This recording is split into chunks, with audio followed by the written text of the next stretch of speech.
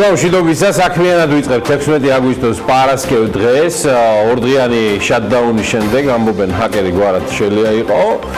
ვემზადებით შედარებით ხანგრძლივი უქმეებისთვის, საქმიან ნარატივს მაინც არ მოგაკლებთ ჩვენს ვებზე და არც სოციალურ ქსელში. ანაკლის განვითარების კონსორციუმში ადასტურებენ, რომ პროექტიდან ამერიკული ჯგუფი კონტი გავიდა, გარდა იმისა, რომ კონტი ჯგუფმა მენეჯმენტი დატოვა, ისინი აქციებსაც აღარ ფლობენ. საღამოს ინფრასტრუქტურის სამინისტროში შეხვედრები კონსორციუმის ხელმძღვანელმა ლევან ახვლედიანმაც გამართა. ექსპერტების ნაწილი მიიჩნევს, რომ კონტის გასვლა კონსორციუმიდან ამერიკული და დასავლური ინტერესების გადახედვას ნიშნავს, რასაც ახვლედიანი არ იზიარებს. თავის დროზე კონტი ჯგუფის მონაწილეობა იყო მნიშვნელოვანი წინაპირობა იმისა, რომ კონსორციუმმა გაიმარჯვა ტენდერში. ესე აღცხადებს და ამბობს ინფრასტრუქტურის სამინისტროს ანაკლიას ღრმაწყვოვანი ნავსადგურის განვითარების სააგენტოს ხელმძღვანელი ბატონი ჯავახაძე და BMG-სთან ისიც თქვა, რომ კონტი ჯგუფის მიერ ანაკლიის განვითარების კონსორციუმის დატოვების შესახებ ინფორმაცია მათაც ჩვენთან ერთად შეიტყვეს და კონსორციუმის აქციონერთა სტრუქტურაში ცვლილებების შესახებ შეტყობინება არავის გაუგზავნია. საქსტატმა კი დაზუსტებული მონაცემებით საქართველოში განხორციელებული პირდაპირ უცხოური ინვესტიციების მოცულობაზე 2018 წელს საუბარია $1.265 მილიარდ, რაც 2017 წლის მონაცემებზე 35.9%-ით ნაკლებია და ის 2.7%-ით აღემატება წინასწარ მონაცემებს შარშანდელი წლისა. 2018 წელს რეინვესტიციის წილმა ამ ყველაფერში 34.6% შეადგინა. საქსტატის გვაქვთ ქვეყანაში საარსებო მინიმუმი 90 თეთრით 187 ვარსა და 20 თეთრამდე შემცირდა. კიდევ ერთი საინვესტიციო ბანკი, ამჯერად TBC, 2019 წლის ეკონომიკური ზრდის პროგნოზს ამცირებს 5-დან 4.3%-მდე, დაახლოებით 0.7 პუნქტით. საზღვარგარეთ დასაქმებულთა მიერ საქართველოში გადმორიცხული თანხები 2019 წლის ივლისში შარშანდელ ივლისთან შედარებით $10 მილიონი, ანუ 7%-ით გაიზარდა. ივლისში სულ $155 მილიონი გადმოირიცხა, რაც ივლისისთვის აბსოლუტურად რეკორდული მაჩვენებელია. საქართველოს ეროვნული ბანკის ახალი სათავო ოფისის აშენებას ანონსებს. ეს ყველაფერი ქალაქის ცენტრში, ცირკის და რესტორანი არაგვის, ყოფილი რესტორანი არაგვის მიმდებარე ტერიტორიაზე მოხდება, ანგნებავთ შუაში, გეტყვით უფრო დაზუსტებით სულ მალე. BMG-ის ინფორმაციით, ეროვნული ბანკი ახალი სათავო ოფისისთვის 50 მილიონი ლარის დახარჯვას გეგმავს, ხოლო მიწა, რომელიც უკვე გადავიდა მათ საკუთრებაში, მანამდე ეკუთვნოდა კომპანია City-ს, რომელიც დაახლოებით 9000 კვადრატული მეტრის ფართობს ფლობდა. ეს კვიპროსული წარმომავლობის კომპანია იყო, რომლის მეპატრონე რომან ფიფია გახლავთ. სწორედ კომპანიის მესვეურების, მინდია გადაევის და სხვების ინფორმაციით, ძალაშია რესტორან არაგვის ყოფილ ტერიტორიაზე სასტუმრო კომპლექსის მშენებლობა და დეველოპმენტის პროექტები. ქვეშეთი კობის საავტომობილო გზის 13 კილომეტრიანი მონაკვეთის მშენებლობისთვის გამოცხადებულ საერთაშორისო ტენდერში გამარჯვებულ კომპანიასთან ხელშეკრულება გაფორმებულია და ჰოლივუდურ ფორსაჟა 9-ის 10 წუთის გადაღება, რომელიც საქართველოში უნდა მოხდეს, მას გადაიღებენ 8 დრონით და გადაღებები თბილისის გარდა ბეთანიაშიც გაიმართება. სხვა შორის მიხეილ ხიდურელი შემდეგი ზაფხულის Forbes-ის გამოცემის ყდისგმირია. ძალიან საინტერესო Forbes Life-ის ისტორიით და დეტალებზე სწორედ მიხეილ ხიდურელი მოგვიყვება ფორსაჟ 9-ის თემაზე და ძალიან ბევრ თემაზე, რომელიც აწარმოებს საქართველოს უკავშირდება. ამასობაში ქართული ენა Microsoft-ის ხელოვნური ინტელექტის პლატფორმებზე ინტეგრირდება, ამბავს Microsoft-ის ექსპერტებზე დაღმობით განათლების და კიდევ უამრავი სხვა რამის სამინისტროს აუცილებს. კომაროვის თბილისის ფიზიკა-მათემატიკის 199 საჯარო სკოლის 4 მოსწავლისგან შემდგარმა გუნდმა ინფორმატიკის 31 საერთაშორისო ოლიმპიადაზე 3 მედალი მოიპოვა. ნიკოლოზ ბირკაძე ოქრო, ხოლო თეიმურაზ თოლორაიამ და ბაქარ გამეზარდაშვილმა ბრინჯაოს მედლები დაიმსახურეს. სულ ცოტა დააკლდა გუნდის მეოთხე წევრს დავით ხვედელიძეს მედლამდე. წარმატებები ბიჭებო და გოგოებო, აბა თქვენისა.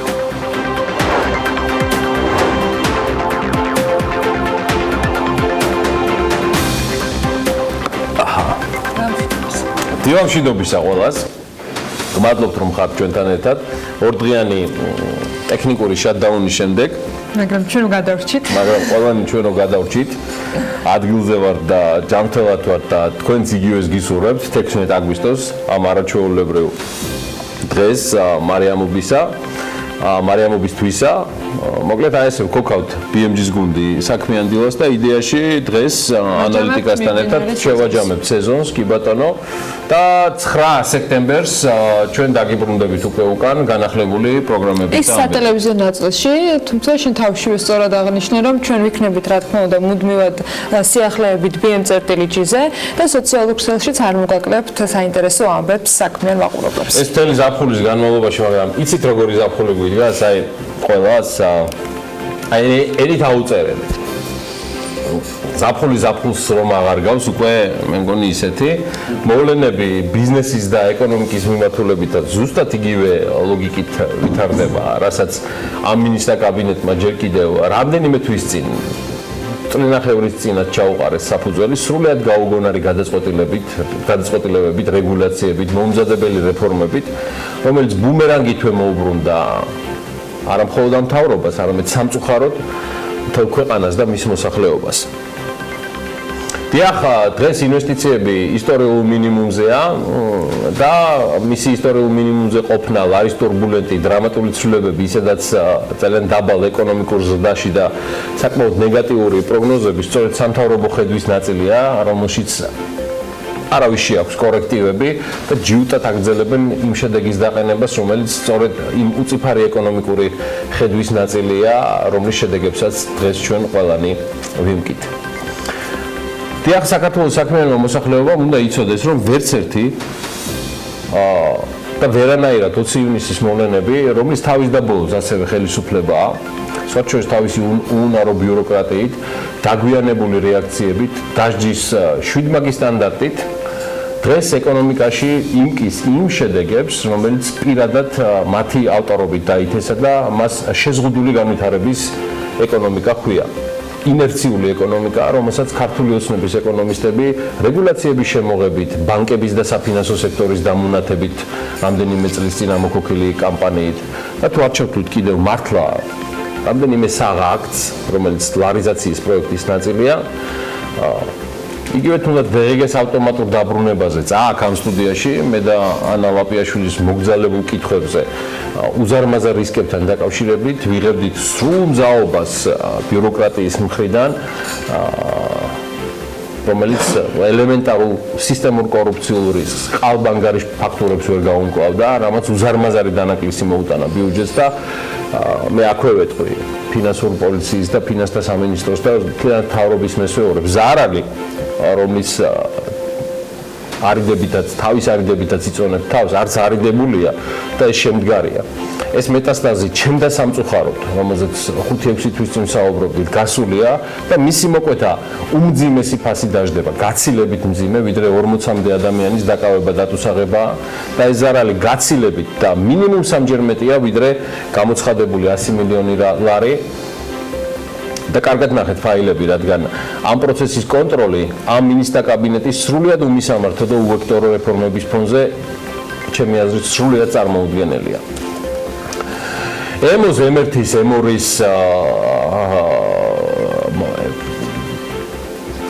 მასალების წარდგენისას Forbes-ის კვირაში მე გულსვლელად ვიხდიდი რამდენიმე ტერმინოლოგიური შეცდომის გამო, რომელიც ტექნიკური მიზეზებით მოგვივიდა გულისხმობ რუსთავიორის Forbes კვირაში, სადაც ევნულიდან დაწყებული, დამთავრებული ფულის მასის სრულად მომზაობით საუბრობდით, რომ სახელმწიფო და ეროვნული ბანკი უპირისპირებს სრულად განსხვავებულ და ეკონომიკისთვის შედარებით ახალ ხედვებს, რომ კორელაცია ფულის მასას და ინფლაციას შორის არ არის.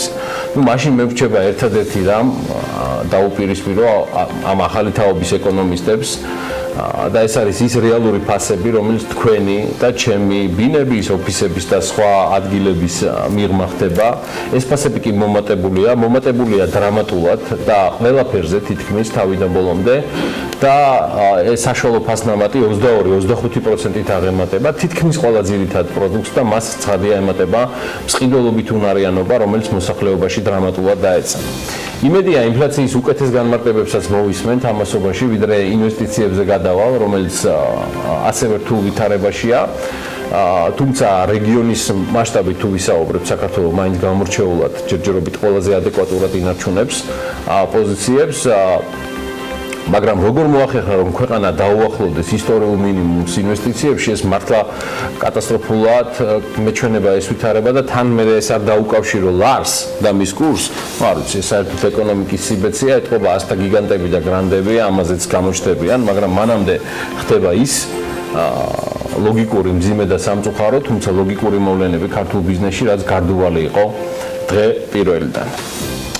არაკლიის კონსორციუმი კონტი ჯგუფმა დატოვა, ეს მოსალოდნელიც იყო და ამისი ახსნა და ნარატივი, ამისი ახსნა საკმაოდ მარტივია იმის შემხედვარე, რომ ამ პროექტთან დაკავშირებით რა მოვლენებიც ვითარდებოდა, მიუხედავად SSM-ის არსებობისა ანაკლიას სტრუქტურულ პალიტრაში, აქციონერთა ეს სტრუქტურა და არსებული ვითარება არ აღმოჩნდა საკმარისი კურტ კონტის ჯგუფისთვის მისი ემოციური დამოკიდებულება ანაკლიის პროექტის მიმართ ბოლომდე შეენარჩუნებინა.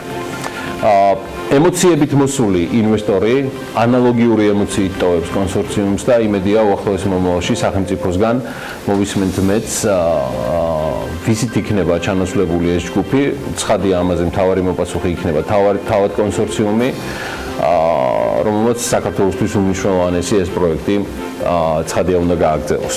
ხერგი, ამ თემაზე პოზიციებს საქმიანობის მაყურებელი აუცილებლად მოისმენს. კიდევ უფრო ვრცლად თემას მოამზადებს სალომე მეცხვარიშვილი ანალიტიკას მაყურებლებისათვის, თუმცა იქამდე ჩვენს ამბებს მივხვდეთ, ვიდრე ჩვენი ტელეპირველი დაშეთაუნებული იყო, როგორც შევწოდებ ხოლმე, გარკვეული წარმომავლობის ჰაკერების მიერ, რომელზეც აღზრულია სისხლის სამართლის საქმე. ქიბერხალოშმა გადაწყვიტა, რომ რუსთავი გაყიდოს და ერთკვირიანი პერიოდიც გამოაცხადა ამ თემაზე პოტენციური მყიდველებისათვის საფიქრაო, თუმცა აქამდე პოტენციური მყიდველები ჯერ არ ჩანდა, დედლაინი არ გასულა სხვათა შორის. ეს არ არის თვად გუშინდელი ინფორმაცია, მაგრამ ამ კვირაში აქტუალურია და აქტუალური იქნება კიდევ რამდენიმე დღის განმავლობაში. ყოველ შემთხვევაში დაბეჭდებით შეგვიძლია ვთქვათ, რომ აქამდე თქმული ბიზნესმენები თუ ბიზნეს ჯგუფები BMG-ის მიერ გადამოწმებულია და ამ დილის მდგომარეობით ყველა კატეგორიულად უარყოფს რუსთავის შეძენის სურვილსაც კი. აქვე უნდა ვისარგებლოთ ეთერით და მადლობა უნდა უთხრათ ყველას, ვინც გამოგვეხმაურა თავისი რესურსებით თუ ტექნიკური ცოდნა შემოგთავაზა იმ პრობლემის მოსაგვარებლად, რომელშიც თავი ამოყო ამ წინასაშვებულება სეზონზე ტელეპირველმა და შესაბამისად იმ გუნდმა, რომელიც ამ ტელევიზიას ქმნიან. ასეა, მათ შორის იყვნენ უამრავი საჯარო მოხელე, ბიზნესის საზოგადოების რიგითი წარმომადგენლები, მე უერთდები ამას და გულწრფელი მადლობა თქვენ იმ ყურადღებისთვის და ადამიანობისთვის, რომელსაც იჩენთ. მოკლედ მადლობა ადამიანობისთვის, რომელსაც არ აქვს დათქმები. ჩვენ კი ამასობაში ჩვენსაც არ ვეშვებით და ღვინით და ბევრი ღვინის მსმელი ქვეყნით უნდა დავიწყოთ დღევანდელი საქმიანი დილა. აღმოჩნდა, რომ ღვინის სამშობლო ამ რეიტინგში სულაც არ არის. ღვინის მოხმარებით ლიდერი ქვეყნები სამეულის ადგილებს შეერთებული შტატები, საფრანგეთი და იტალია ინაწილებენ. საქართველოს ამ კრიტერიუმით ერთ წელში მოხმარებული 58 მილიონი ლიტრი ღვინით 30 ათეულშია. სწორედ OIV-ის მონაცემებზე დაყრდნობით გალტენტაგატმა 2017 წლის მონაცემები შეაჯამა და ღვინის მოხმარების მიხედვით ერთგვარი რეიტინგით შეადგინა. ამ რეიტინგში მოხვედრილ ღვინის ძირითად მომხმარებლებთან საქართველოს თავისუფალი ვაჭრობის რეჟიმი აქვს. შეერთებული შტატები არის 3.260.000 ლიტრი ღვინის მომხმარებელი, 2.700.000 litrს მოიხმარს საფრანგეთი, მესამე ადგილზე იტალია, მეოთხეზე გერმანია, შემდგომ გვას მოყვება ჩინეთი 1.790.000, დიდი ბრიტანეთი, ესპანეთი, არგენტინა, რუსეთი, ავსტრალია და კანადა. საინტერესო კვლევა აქვს თავად ღვინის ინდუსტრიის მევენახეებისთვის და მასპინძლობის სექტორში დასაქმებულთათვის გალტენტაგატს მომზადებული და დეტალებზე BMG-მ რამდენიმე საინტერესო მასალას მოამზადა. მართლა საინტერესო მიგნებები იყო და ძალიან საინტერესო მასალა ამოუწურავი ინფორმაციით ბევრი მიმართულებისა და სფეროსწარმომადგენლებისათვის, ვინც რაიმე ფორმით ღვინოს ან ვენახს უკავშირდება.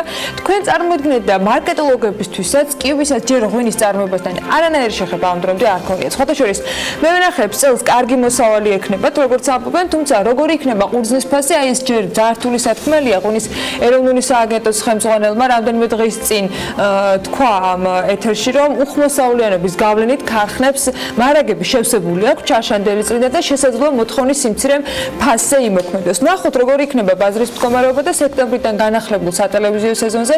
ამას აუცილებლად მიუბრუნდებით, ძალიან საინტერესო თემა იქნება, მით უმეტეს, როგორც ამბობენ, ამ ტურისტული სეზონის პრობლემების ფონზე ღვინის საექსპორტო ბაზრებთანაც რაღაცა დაძაბულობა იყო. ყოველ შემთხვევაში ექსპორტიორებს ჰქონდათ კითხვები და ნახოთ, როგორ გადაილახება ეს ნაწილიც. თვერის დაწყებამდე მოდი ჩავხედოთ იმ მონაცემებს, რაც სტატისტიკის დახმარებით მუდმივად შეგვიძლია განვაახლოთ. ამჯერად ეს უკვე ბანკების მონაგარია. პირველი ივლისის მონაცემებით კომერციულ ბანკებს ეკონომიკის დარგებზე მთლიანად 28 მილიარდზე მეტი სესხი აქვთ გაცემული. ბანკების საკრედიტო პორტფელში ლიდერი კვლავ მრეწველობაა. აქ ბანკებს თითქმის 3 მილიარდ 400 მილიონი აქვთ დაკრედიტება, მეორე ადგილზე ვაჭრობა 2 მილიარდ 900, მესამეზე მშენებლობა და ეროვნული ბანკის სტატისტიკის მიხედვით 2019 წლის 1 ივლისის მდგომარეობით ბანკების მიერ მშენებლობის სექტორზე 1,5 მილიარდ ლარი არის გაცემული.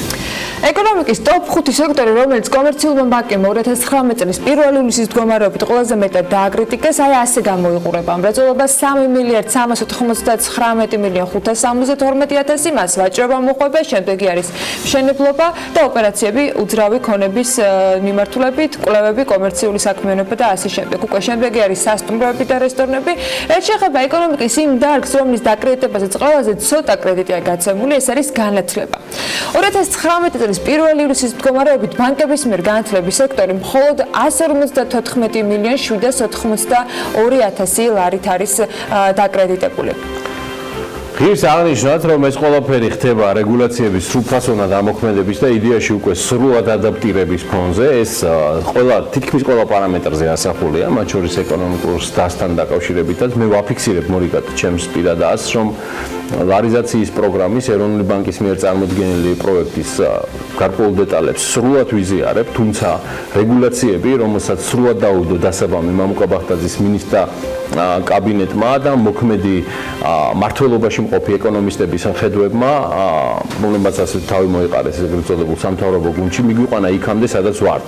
მილევარდ რეჟიმში ყოფი ეკონომიკურის და სრულიად დისკოორდინირებული ეკონომიკური ბლოკი და რეგულატორები და რაც მთავარია, კატასტროფულად დაბალი მაჩვენებელი FDI-ში, რომლის დევალვირებასაც ან სრულიად ახალი სტატისტიკის წარმოჩინებას ცდილობენ ეკონომიკური გუნდის წარმომადგენლები. ამაზე ოდნავ მოგვიანებით FDI-ზე, ანუ ინვესტიციებზე, მანამდე კი გადავხედოთ საქართველოს პარლამენტის საბიუჯეტო ოფისის ბოლო კვლევებს და მონაცემებს. სწორედ მათი შეფასებით მიმდინარე წლის ივნისში მაისთან შედარებით მცირედით გაიზარდა როგორც დეპოზიტების, ასე სესხის დოლარიზაციის მაჩვენებლები.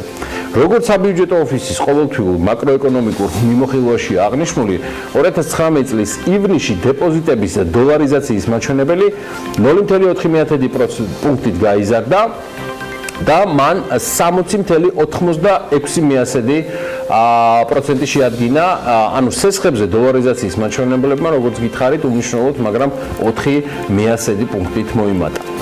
და 55,9% შეადგინა. წინა თვესთან მიმართებით 2019 წლის ივნისში ასევე გაზრდილია უცხოური ვალუტით განთავსებული დეპოზიტები 3,7%-ით და 2%-ით არის გაზრდილი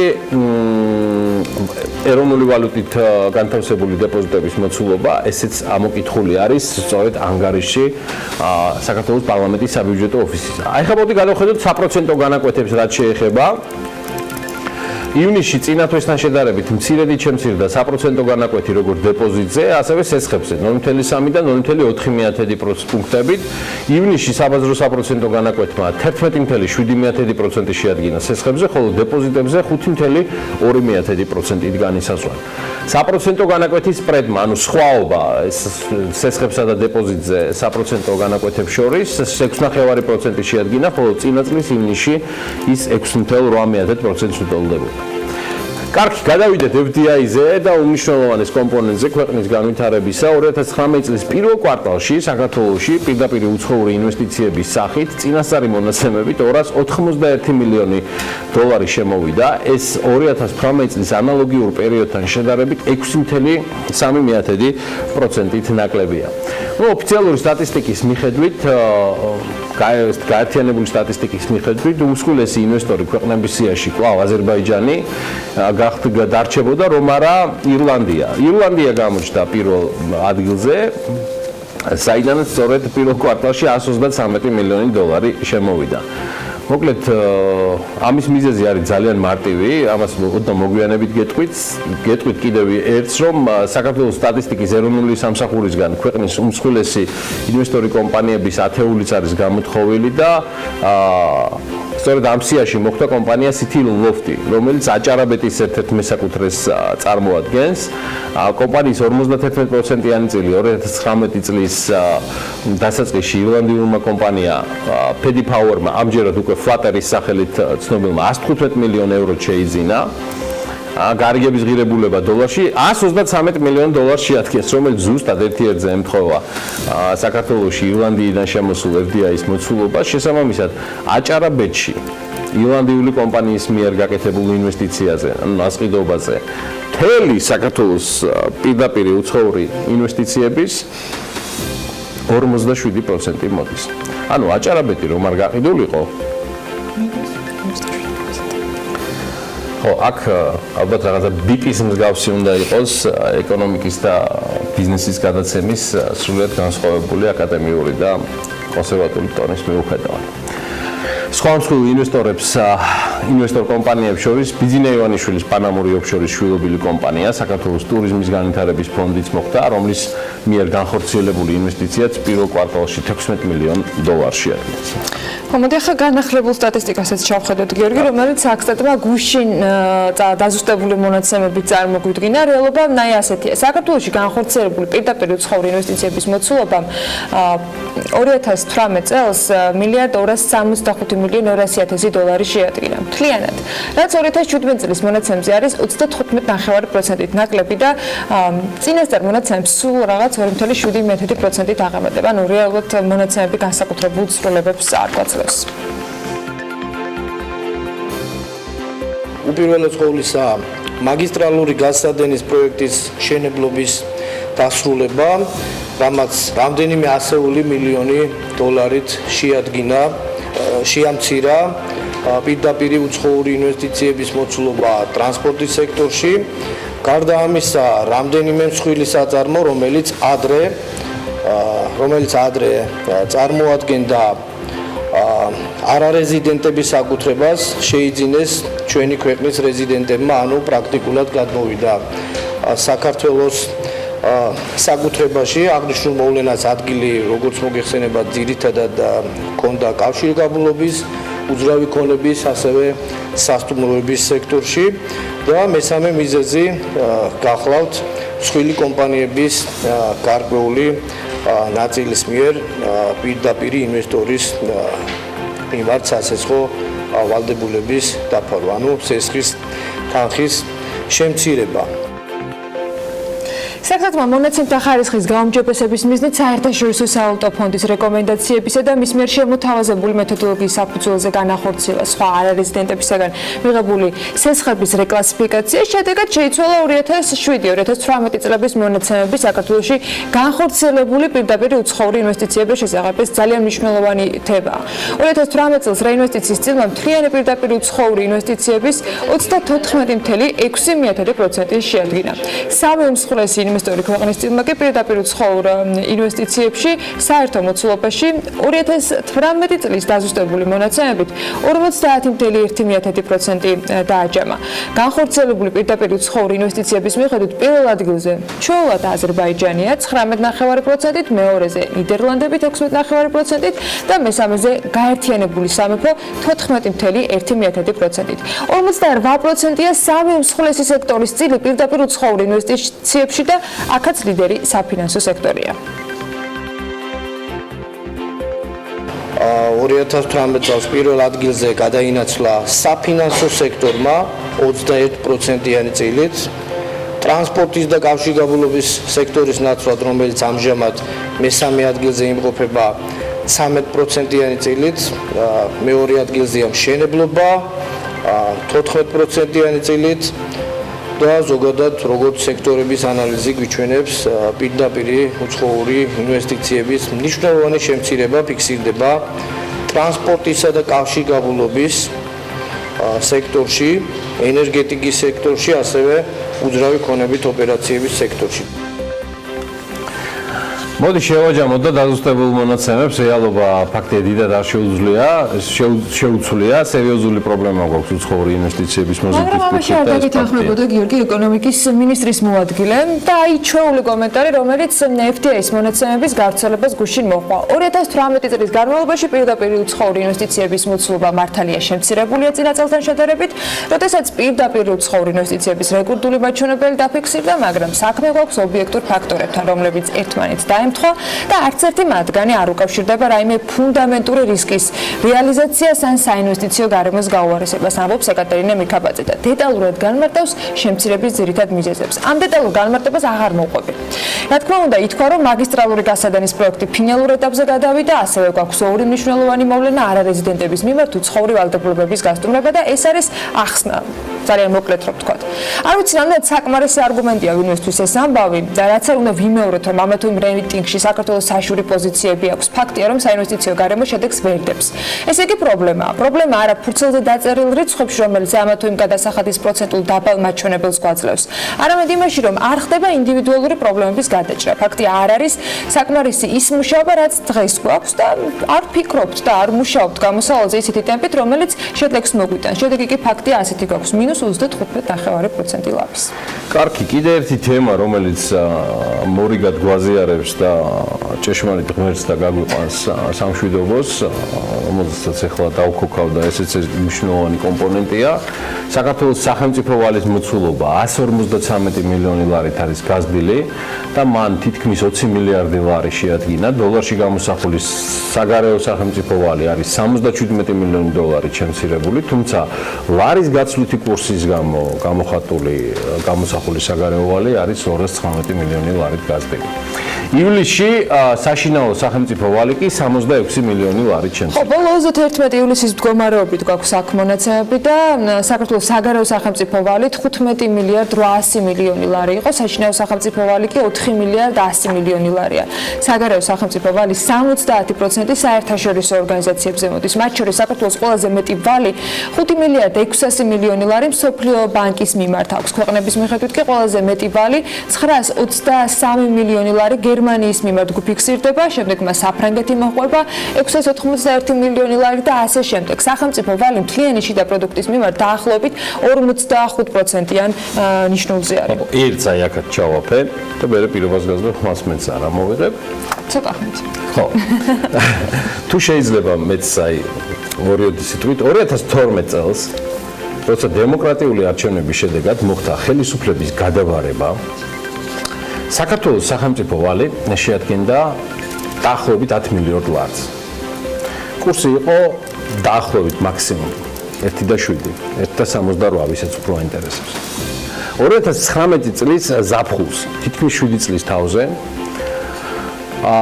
სრულად არაკომპეტენტური, ეს ჩემი პირადი მოსაზრებაა და თავზე ხელაღებული ეკონომიკური გადაწყვეტილების შედეგად, რომელიც ყველანაირი ეკონომიკური ლოგიკისგან არის დაცული, რომელმაც საქართველოში ერთადერთი კორუფცია გაზარდა უსაშველოდ, ასევე გაზარდა სახელმწიფო ვალიც. თითქმის 20 მილიარდ ლარამდე. 10 მილიარდი ლარი, 20 მილიარდი ლარი. 2012 წელს ასევე უმნიშვნელოვანესი კომპონენტი, რაც გადასახადის გადამხდელებმა უნდა იცოდნენ. სახელმწიფო ვალი მთლიან შიდა პროდუქტთან მიმართებაში გახლდათ 34.8%. დღეს 2019 წელს ის აჭარბებს 45%-ს. აი, ეს არის ასევე შედარება ორ უმნიშვნელოვანეს კომპონენტთან დაკავშირებით, რომელიც ეხება ქვეყნის ვალს, მათ შორის იმას გამოხატულს ლარში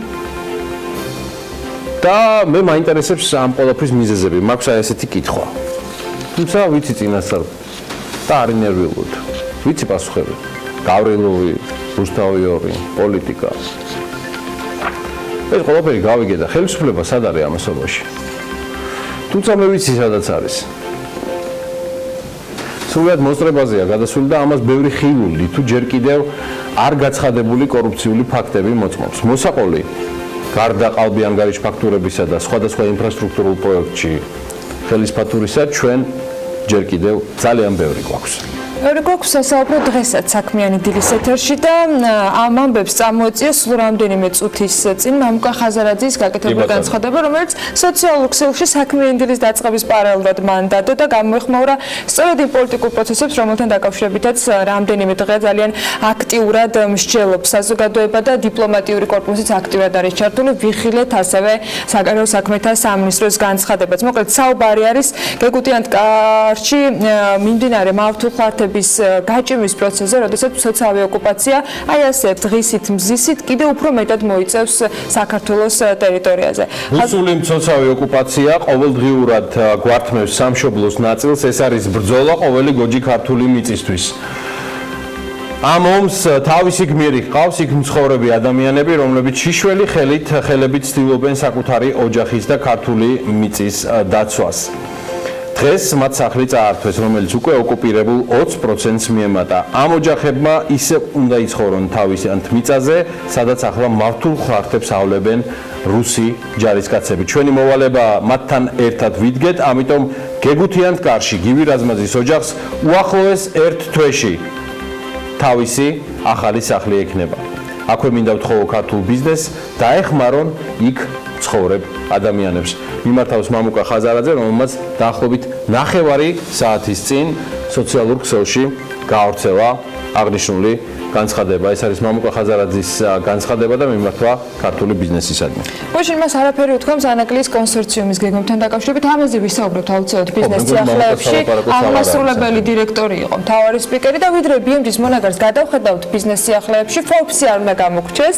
Forbes Georgia სეზონს აგვისტო-სექტემბრის სპეციალური გამოცემით ასრულებს, რომელიც ტრადიციულად დატვირთულია წარმატებული ისტორიებით, საინტერესო სიახლეებით და ადამიანებით, რომლებიც ამინც ქმნიან ბიზნესსა და ეკონომიკის სფეროში და რომლებსაც გააქვთ ქვეყნის ახალი ფარგლებს გარეთ. რა არის ახალი, ვინ არის შემდეგი და რა გამოწვევების წინაშე ვარ დღეს.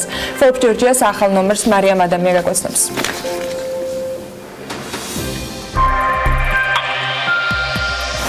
სცენა 1, დუბლი 1 აცხადებს რეჟისორის ასისტენტი და კასკადიორი თბილისში ვაჟა ფშაველას ან რუსთაველის გამზირზე მაქსიმალურ სიჩქარეს ავითარებს ავტომობილის. შემდეგ კი ერთ მომენტში საჭეს ვერ იმორჩილებს.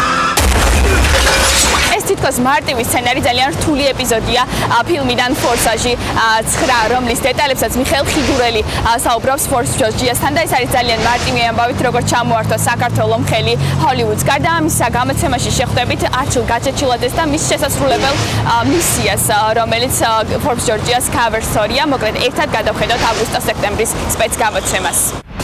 საქართველოს ბანკს დღეს ბაზრის 1/13 უკავია და Forbes Georgia-ს ყველაზე მომგებიანი კომპანიების ერთ-ერთი ლიდერია, თუმცა ამაზე გაჩერებას არჩილ გაჩეჩილაძე არაპირებს და ახალ მისიაზე აქტიურად მუშაობს. ასევე გამოცემაში წაიკითხავთ 10 ქვეყნის შესახებ, რომელთა ეკონომიკაში ტურიზმს ყველაზე დიდი წილი უჭირავს. ლარის დინამიკასა და გაუფასურებაში ფულის მასის როლს კი შოთა ტყეშელაშვილი მიმოიხილავს გრაფიკულად. ლიდერბორდებში დათვლილია ასევე თეთრი სახლის საფულეები, ყველაზე მაღალანაზღაურებადი სპორტსმენები და პოპულარულთა ასეული. გარდა ამისა, Forbes-ის ფურცლები დაეთმო საქართველოს ნომერ 1 პრობლემის უმუშევრობის დაძლევის პერსპექტივას. წაიკითხავთ სტატიას, რომელიც იმ ადამიანებს მიმოიხილავს, რომლებსაც საქართველოში 100,000 ლარზე მაღალი წლიური ხელფასი აქვთ. გაზრდილი ბიუჯეტი არ ემსახურება სწრაფ ეკონომიკურ განვითარებას. ამ სათაურით კი სტატიაში რევაზ ვაშაკიძე და ავთანდილ გოგოლი განიხილავენ თუ რა ფუნქციებს იღებს მთავრობა თავისივე ინიციატივით და რომელი ფუნქციები მიაჩნია მას პრიორიტეტულად. ალექსი პეტრიაშვილი კი დონალდ ტრამპზე და დემოკრატიაზე გვიყვება. გარდა ამისა, ახალ ნომერში წაიკითხავთ შვეიცარიაში ქართული ღვინის თავგადასავლის შესახებ. ეს არის ამბავი იმაზე, თუ როგორ ჩაიტანა ქართულმა მეღვინემ შვეიცარიაში თავდაპირველად ბიოდინამიკური ღვინო, შემდეგ ქართული სამზარეულო, ნაციონალური მუსიკა და საბოლოოდ ქართულადაც აალაპარაკა შვეიცარიელი სტუმრები. ქართული ღვინისა და მეწარმის წარმატება შვეიცარიაში ეს არის ძალიან კარგი მაგალითი იმისა, თუ როგორ შეგვიძლია გავიტანოთ საქართველოს სახელი ფარგლებს გარეთ და ავალაპარაკოთ ჩვენივე ენაზე მსოფლიო. ასეთი არის მოკლე მიმოხილვა Forbes Georgia's აგვისტოს-სექტემბრის სპეცგამოცემის, რომელიც ტრადიციულად დატვირთულია ლიდერბორდებით, სიახლეებითა და cover story-ით, რომლებსაც არც მომავალში მოგაკლებთ. მე კი ბოლოს შეგახსენებთ, იკითხეთ Forbes-ი თქვენი გამდიდრების გამოცდილი გზამკვლევი.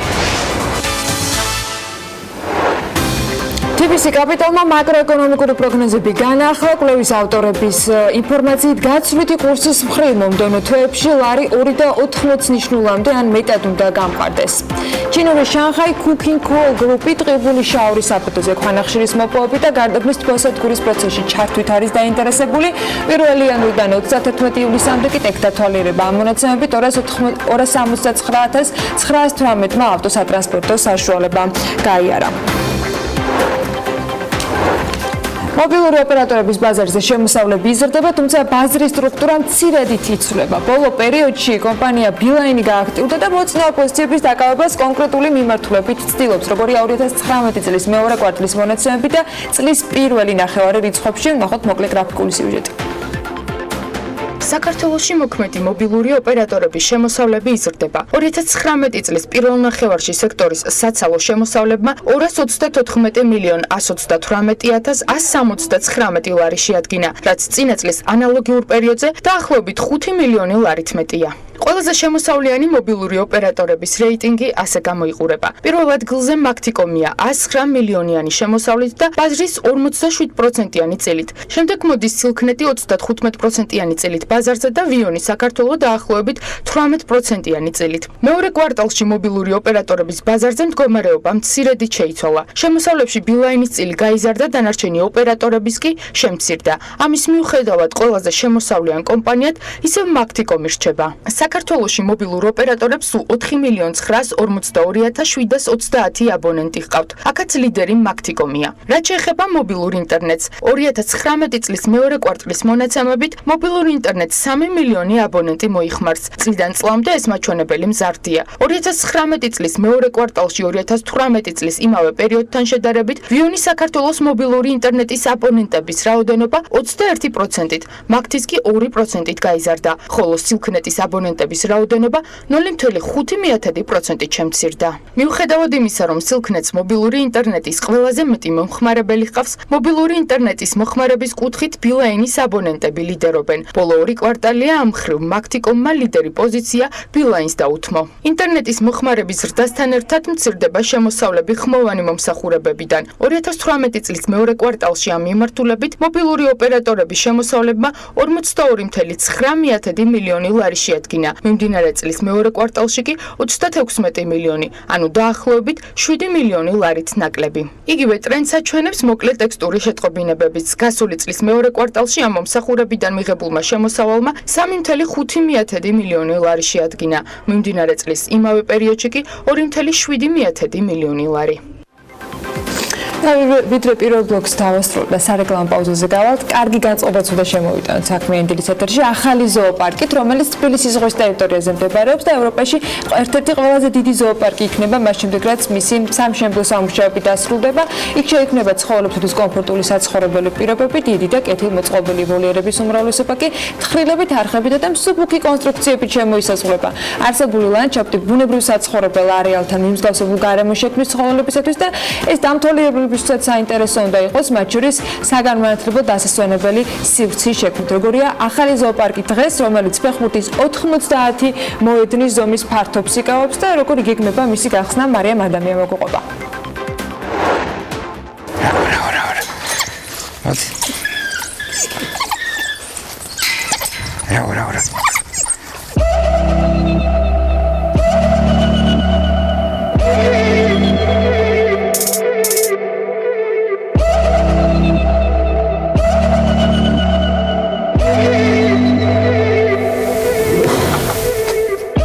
ფართობი 48 ჰექტარი, არანაირი გისოსი, ავთენტური ბუნება და სრული თავისუფლება. ასეთია ახალი ზოოპარკის მოკლე აღწერა, რომელიც თითქმის 6-ჯერ აღემატება ძველი ზოოპარკის ტერიტორიას და კონცეპტუალურად განსხვავებული სტილისაა. დიდი სივრცე მომავალში ვიზიტორებს ტერიტორიაზე ცხენით გადაადგილების საშუალებას მისცემს, მოეწყობა სპეციალური ბილიკები, თუმცა მანამდე დათვალიერება ფეხით გვიწევს. ჯერჯერობით განსაკუთრებული ყურადღება კავკასიურ იშვიათ და ენდემურ სახეობებს ექცევათ. ამიტომაც შეხვდებით ვოლიერებს, სადაც მინიატურული უშბა და მყინვარწვერია აშენებული ჯიხვებისთვის. შექმნილია სპეციალური სივრცე ირმებისთვის და ველური ბუნება აფთრებისთვის. შემდეგი ნაბიჯი კი აფრიკული სავანის მოწყობაა, ამიტომაც მომავალ წელს უკვე ჩამოთვლილი ცხოველების მეზობლად ჟირაფები, ზებრა და კიდევ რამდენიმე სახეობის ცხოველი დაიდებს ბინას. ტერიტორია კი იმდენად დიდია, მარტო სიარული აქ არ არის რეკომენდირებული და ჯერჯერობით არც უსაფრთხოების ზომებია მაქსიმალურად დაცული. ჩვენ კი გაგვიმართლა და ადგილზე ზურაბ გურიელიძე, თბილისის ზოოპარკის დირექტორი დაგხვდა, ამიტომაც გიდობა სწორედ მას ვთხოვეთ. დაგეგმილი ბევრი გვაქვს, კავკასიით დავიწყეთ და გავაგრძელებთ აფრიკით. და შესაბამისად აფრიკული ცხოველების ნაწილი, აი მაგალითად აფრიკული მოხატული გლები დაარქვეს, ახლა ამ ცხოველს ძალიან ხშირად უცვლიან ინგლისურ სახას და ჩვენს მივყვებით ხოლმე. ძალიან საინტერესო ცხოველები ან ისინი უკვე აქ გვყავს. ანუ შესაბამისად კავკასიას დამთავრებასთან ერთად დავიწყებთ აფრიკასაც, რომელიც სარწმუნებული ვარ ძალიან საინტერესო ექსპოზიცია იქნება. როდის გაიხსნება საბოლოოდ? საბოლოოდ ჩვენ გეგმა თუ ახლა რამოდენიმე ვოლიერი გვაქვს წელს დასამთავრებელი, შესაბამისად პროცედურების შესაბამისად ტენდერი გამოცხადებული გვაქვს, თუ ყველაფერმა კარგად ჩაიარა, წლის ბოლოს დაემატება კიდევ რამოდენიმე ვოლიერი და ინფრასტრუქტურას უნდა დავამატოთ, როგორც არის ველი წერტილები, ასევე ბარიერები ვოლიერის წინ, რომ ადამიანი უშუალოდ ცხოველთან არ აღმოჩნდეს, ყველა ცხოველი პოტენციურად სახიფათო არის და ამიტომ რაღაც გარკვეული დისტანცია უნდა არსებობდეს.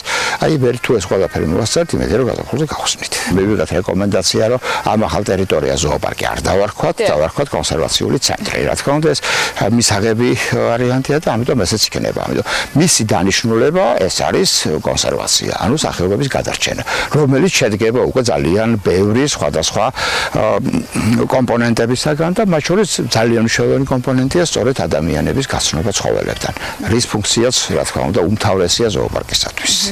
გისეირნიათ როდესმე ტერიტორიაზე, სადაც მასპინძლობას დათვები და მგლები გიწევენ. თუ კი მძაფრი შეგრძნებებისა და თავგადასავლების მოყვარული ხართ, ახალ ზოოპარკში შესაძლებლობა გაქვთ მანქანით გაისეირნოთ და დროებით თვალი ადევნოთ, როგორც ცხოვრობენ დათვები მგლებთან ერთად. როგორც ჩანს, სტუმართ მოყვარეები არიან, ადამიანებს არ ერჩიან იშვიათი გამონაკლისების გარდა და არც კამერებთან მუშაობა ეშლებათ. თუმცა უსაფრთხოების ზომები მაქსიმალურად დაცული უნდა იყოს. მანქანას ვფრთხიან. რომ შემოდივართ, ან რას ვესვით, ხან რას ვესვით. ხანაცრები ჭირდებათ ხან ეს და ოქტომბრიდან კი საქართველოს ველურ გარემოში პირველად დაიწყებენ ცხოვრებას დომბები, რომლებსაც ხშირად ზომებისა და აღწერილობის გამო ზღაპრის გმირს დევსაც ამსგავსებენ. ეს გახლავთ დომბების ვოლიერი, რომელიც მომზადებული არის სპეციალურად მათთვის, შემოვლენ ალბათ ოქტომბერში მიმდინარეობს ახლა პროცესი სწორედ მათი ტრანსპორტირების შესახებ და ოქტომბერში უკვე უნდა ჩამოვიდნენ დომბები ჩამოვლენ ტალინიდან. ეს ცხოველი მე მაგალითად მაგონებს ჩვენი ზღაპრების ერთ-ერთ გმირს დევს, იმიტომ რომ აღწერა ისე შეესაბამება დომბასაც, რომ ხანდახან მგონია რომ სწორედ დომბას გულისხმობდნენ, როცა დაებზე ლაპარაკობდნენ ზომებით.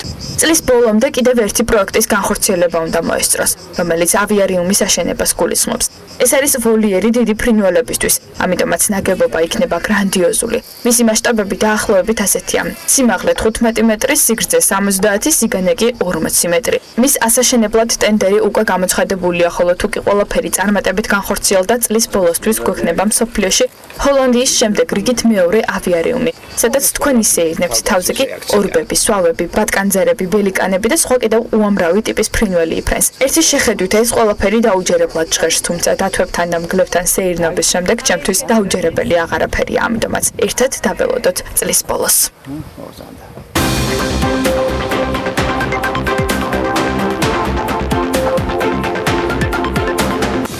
ცოტა უნდა გავიჭიროთ და მარე ჰოლივუდში გამოვჩდებით. ჰოლივუდის და დანარჩენი მსოფლიოსთვისაც საქართველოს სრულად ახალი კუთხით 2020 წლის შემოდგომაზე ფორსაჟის ახალ სერიაში წარადგენენ. ეს გაჭირვება რამდენიმე დღე, რამდენიმე საათით ცენტრალური ქუჩების გადაკეტვას და დედაქალაქის შუაგულში გადასაღები მოდნის მოწყობას უკავშირდება. დეტალები სააგენტოს თბილისის მერიაც და შინაგან საქმეთა სამინისტროც მეტ ინფორმაციას უახლოეს დღეებში, შეიძლება საათებშიც მოგვაწვდიან. ჩვენ კი მიუხედავად იმისა, რომ ჰოლივუდს გვერდს ვერ ავუვლიდით, მიხეილ ხიდურელთან კიდევ ძალიან ბევრ თემაზე დავსვით კითხვები. ინვესტიციები, გრანტები, პროექტები და პროგრამები მიმდინარე სატელევიზიო სეზონის ბოლოს სწორედ მიხეილ ხიდურელთან ერთად სააგენტოს მუშაობა შევაჯამეთ და მოდით ნახოთ, როგორი შედეგები აქვს სააგენტოს და რას გეგმავენ ისინი უახლოეს მომავალში.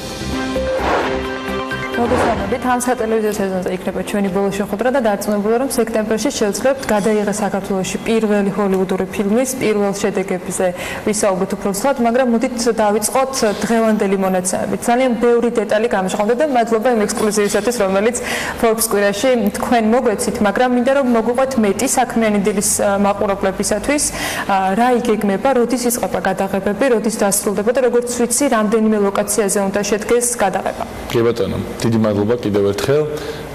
არც მე ამას არ მომბეზდება ჰოლივუდის საუბარი, იმიტომ რომ მართლა გულით ძალიან გვიხარია ყველას ეს ამბავი. 19 აგვისტოდან დაიწყება გადაღებები, სადაც 5 კვირა გაგრძელდება.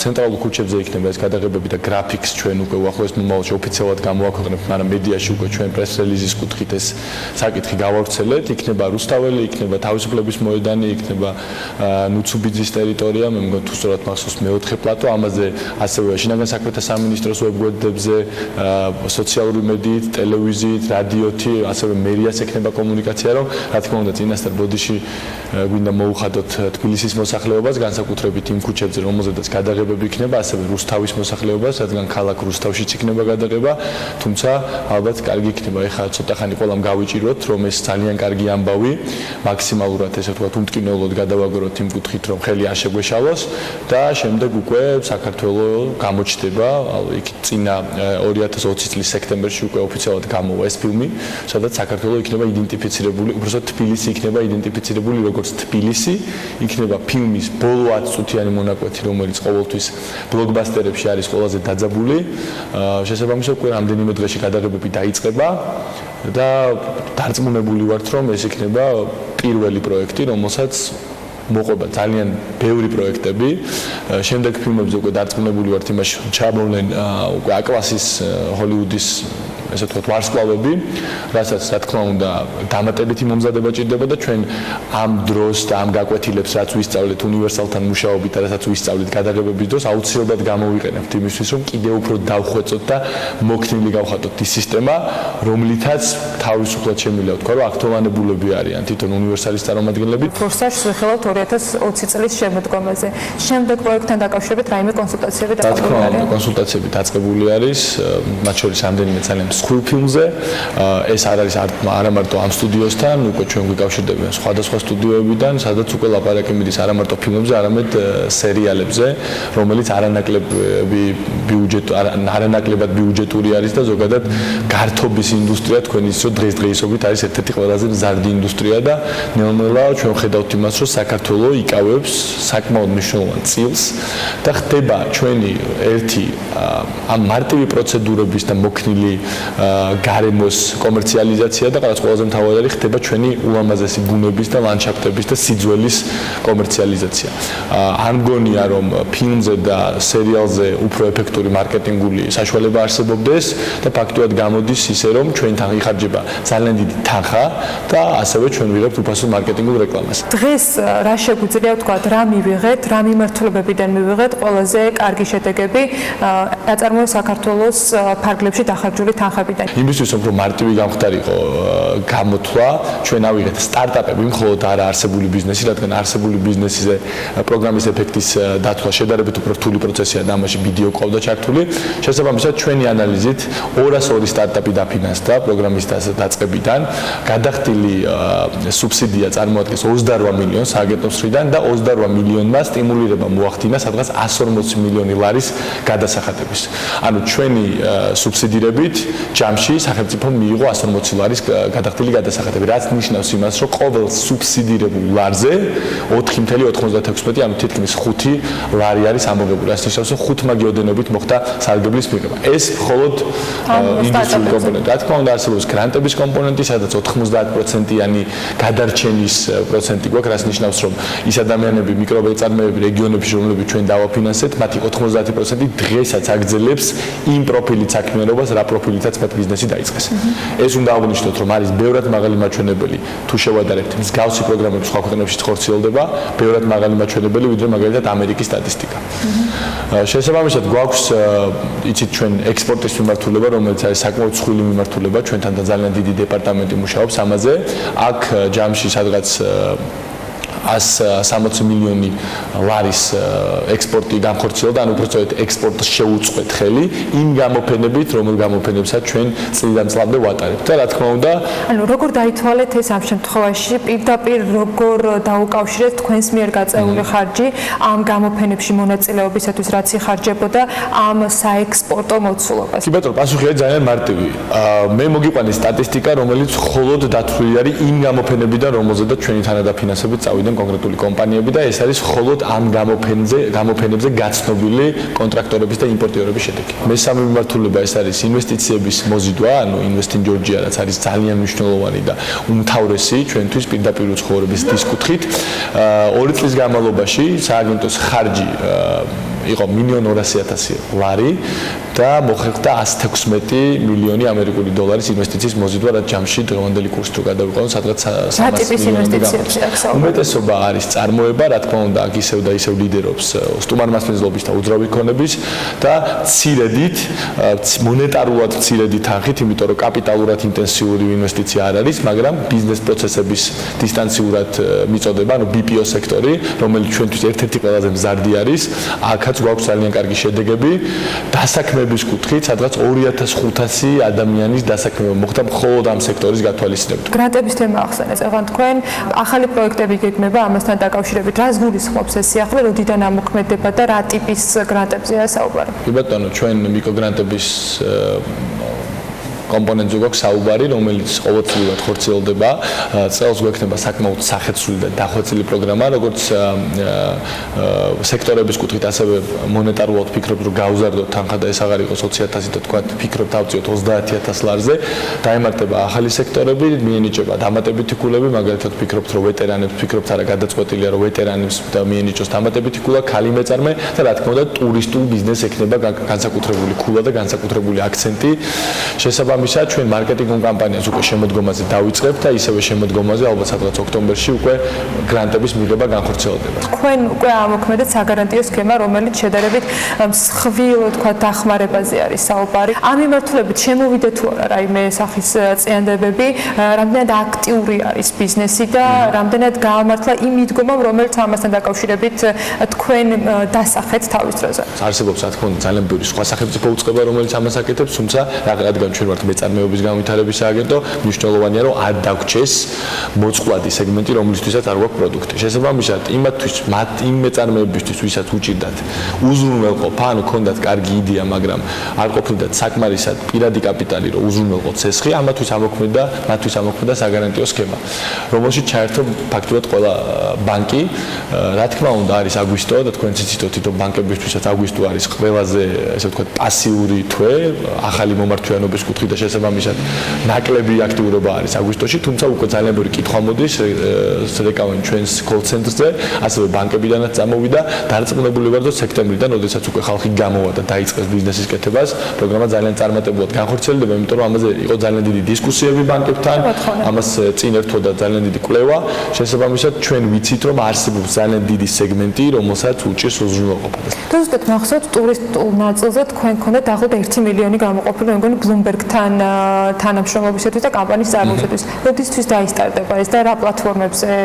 ხელი მოეწერა Bloomberg-თან უკვე ხელშეკრულებას და ეს არის ძალიან მნიშვნელოვანი და დროული ჩემი აზრით, იმიტომ რომ მოხდება საკმაოდ საინტერესო კამპანიის განხორციელება, რომელშიც რა თქმა უნდა დაგვეხმარება Bloomberg-ი, რომელიც არის ერთ-ერთი ყველაზე წამყვანი მედია საშუალება და ინვესტიციების მოზიდვის კუთხით და ქვეყნის პოპულარიზაციისთვის გაკეთდება საიმიჯო რგოლი ქვეყნის, ასევე ჩავთავთ ძალიან მსხვილ ინვესტორებს, განსაკუთრებით მათ, ვისაც საქართველოსთან შეხება ქონიათ, ეს იქნება უმაღლესი რანგის მმართველი მენეჯერები ამ კომპანიების. რომლებიც ისაუბრებენ საქართველოზე. ისაუბრებენ საქართველოზე, ამას მოყვება ძალიან დიდი მედია კამპანია, რომელიც რამდენიმე არხით, საკომუნიკაციო არხით გავა თვითონ Bloomberg-ის პლატფორმაზე, ასევე ჩვენ ესე ვთქვათ უსასყიდლოდ დემო ვერსია გადმოგცეს Bloomberg პლატფორმის და ტერმინალის და ჩვენ უკვე გვაქვს Bloomberg ტერმინალი, რომელსაც ვიყენებთ სამიზნე ინვესტორების მოძიებისთვის და ეს არის ძალიან საინტერესო პროდუქტი. შესაბამისად, ხელი მოწერილია, სადღაც უკვე ალბათ სექტემბერში უკვე უშუალოდ გადამღები ჯგუფი ჩამოვა და უკვე ლოკაციები შეთანხმება მიდის სად გადაიღო. იყო როგორც ვიცი, კონიკასთან მოლაპარაკებებით, როდისთვის ველოდებით, რა სიახლეები გვაქვს სხვა ბევრ კომპანიასთან ერთად, ეს ერთ-ერთი თქვათ ის კომპანია იყო, რომელიც საქართველოში აპირებდა რაიმე ფორმით ოპერირების დაწყებას. რა შეთანხმება შედგა და თუ არის კონკრეტული შედეგები? კი ბატონო, ზოგადად ხშირად არ ხდება ხოლმე, როდესაც თქვათ ვიზიტის შემდეგ რამდენიმე თვეში ხედავთ ხოლმე ხელშესახებ შედეგს. იაპონიის და კორეის ვიზიტი იყო ძალიან წარმატებული. ჩვენი იაპონიის შემთხვევაში ვიზიტიდან რამდენიმე 7 თვე გავიდა მგონი და კონიკა მინოტა უკვე ოფიციალურად გახსნის წარმომადგენლობას და ამ გახსნის თაობაზე რა თქმა უნდა თქვენ გაიგებთ.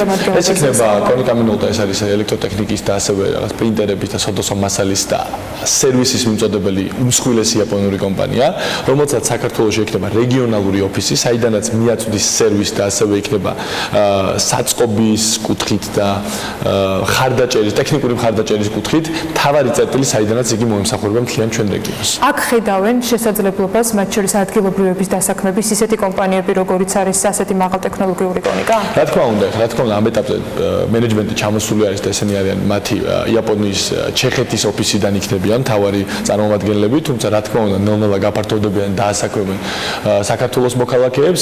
ჩვენ კარგად უნდა გვესმოდეს, რომ იაპონია არის კულტურა, რომელიც ერთ დღეში არ იღებს გადაწყვეტილებას შენთან საწარმო ჩამოიტანოს, მაგრამ ზუსტად ესეთი სწორი მიდგომით და არა საწარმოზე ლაპარაკით, არამედ ლაპარაკით, რომ მოდი ჯერ გახსენი შენ წარმომადგენლობა, გაეცანი ბიზნეს გარემოს, შემდეგი ეტაპები არის უკვე დანარჩენი. ამიტომ ჩვენ ეს პირველი ეტაპი განვახორციელებთ, კონიკას ექნება წარმომადგენლობა და უკვე თამამად დაველაპარაკებით შემდეგ სხვა ნაბიჯებზე.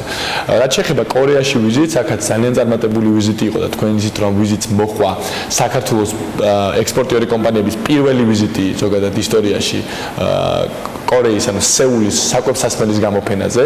ამას ძალიან მაგარი შედეგები მოყვა და ამასთან ერთად ჩვენ ამ ვიზიტმა გამოიწვია ის, რომ დავაინტერესეთ კორეის იმპორტიორთა უმსხვილესი ასოციაცია, რომელიც არის სახელმწიფო ორგანო და ძალიან დიდი დელეგაციით სექტემბრის ბოლოს ისინი ჩვენთან ჩამოვიდნენ. ესეც იქნება უმსხვილესი ბიზნეს დელეგაცია კორეიდან. რა ტიპის წარმოებაზე აქვს მათ ინტერესი? ეს საკვები ინდუსტრია რა თქმა უნდა, საკვების სასმელი, აქ აქცენტი რა თქმა უნდა არის ღვინოზე, საფეიქრო ინდუსტრია, რაც ასევე საინტერესო არის და აუცილებლად ჩვენ უნდა გავაცნოთ მათ ფილმის პოტენციალიც, რადგან თქვენ ვიცით, რომ კორეული სერიალები არის აზიაში ერთ-ერთი ყველაზე პრესტიჟული სერიალები. მაგრამ წეღან რომ კითხეთ გადამზადების ნაწილზე და პროფესიულ კადრებზე, ამ მიმართულებით რამე გეგმა აქვს თუ არა სააგენტოს, თუ ამაზეც გვისაუბრია ჩვენ ადრე და იყო გათვლები მათ შორის კვალიფიციური მუშახელის მომზადებაზე სხვადასხვა ნაწილში.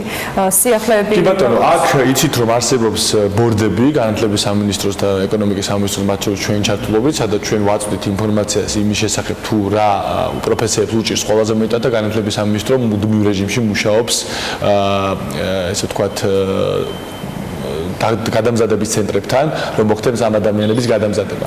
ამასთან ერთად, რაც უშუალოდ ჩვენი სააგენტოს აქტივობებს ეხება, შემიძლია ვთქვა, რომ მაგალითად ექსპორტის მიმართულებით, ექსპორტის სასერტიფიკატო კურსი გვაქვს ჩვენ, რომელმაც წელს უპრეცედენტო შედეგი, ესე ვთქვათ, შედეგს მიაღწია, სადღაც 100 ადამიანი იყო დაინტერესებული და ეს საკმაოდ დიდი რაოდენობა. ეს იმას ნიშნავს, რომ 100 გადატრენინგებული მაღალკვალიფიციური ექსპორტის მენეჯერი ეყოლება კიდევ დამატებით საქართველოს და ასევე ჩაეშვა, მინდა ყველას ვაცნობო, ექსპორტის ონლაინ კურსი და ეს არის ძალიან საინტერესო კურსი, რომელიც ჩვენს ვებგვერდზე და საშუალება აქვს ნებისმიერ ადამიანს, არა მარტო ექსპორტის სპეციალისტს, უფასოდ სხვადასხვა მოდული გაიაროს ანიმაციების, ვიდეოერგოლების და ასევე ბოლოს ექსპორტის კურსის გავლის შემდეგ შეუძლიათ მათ ტესტი დაწერონ და შეამოწმონ თავისი ცოდნა. ოკეი, ჩემთვის საკმაოდ ვრცელი გეგმებია. რამე ხომ არ გამოგჩა იმას, რასაც უნდა დაველოდეთ და შემდეგ მოვიკითხოთ მათ შორის საწარმოო საქართველოსგან. გამოგჩა ალბათ მარკეტინგული კამპანია, რომელიც ასევე გამარჯვებული, ანუ კონკურსი გამოაცხადეთ და გამარჯვებული კომპანია არსებობს.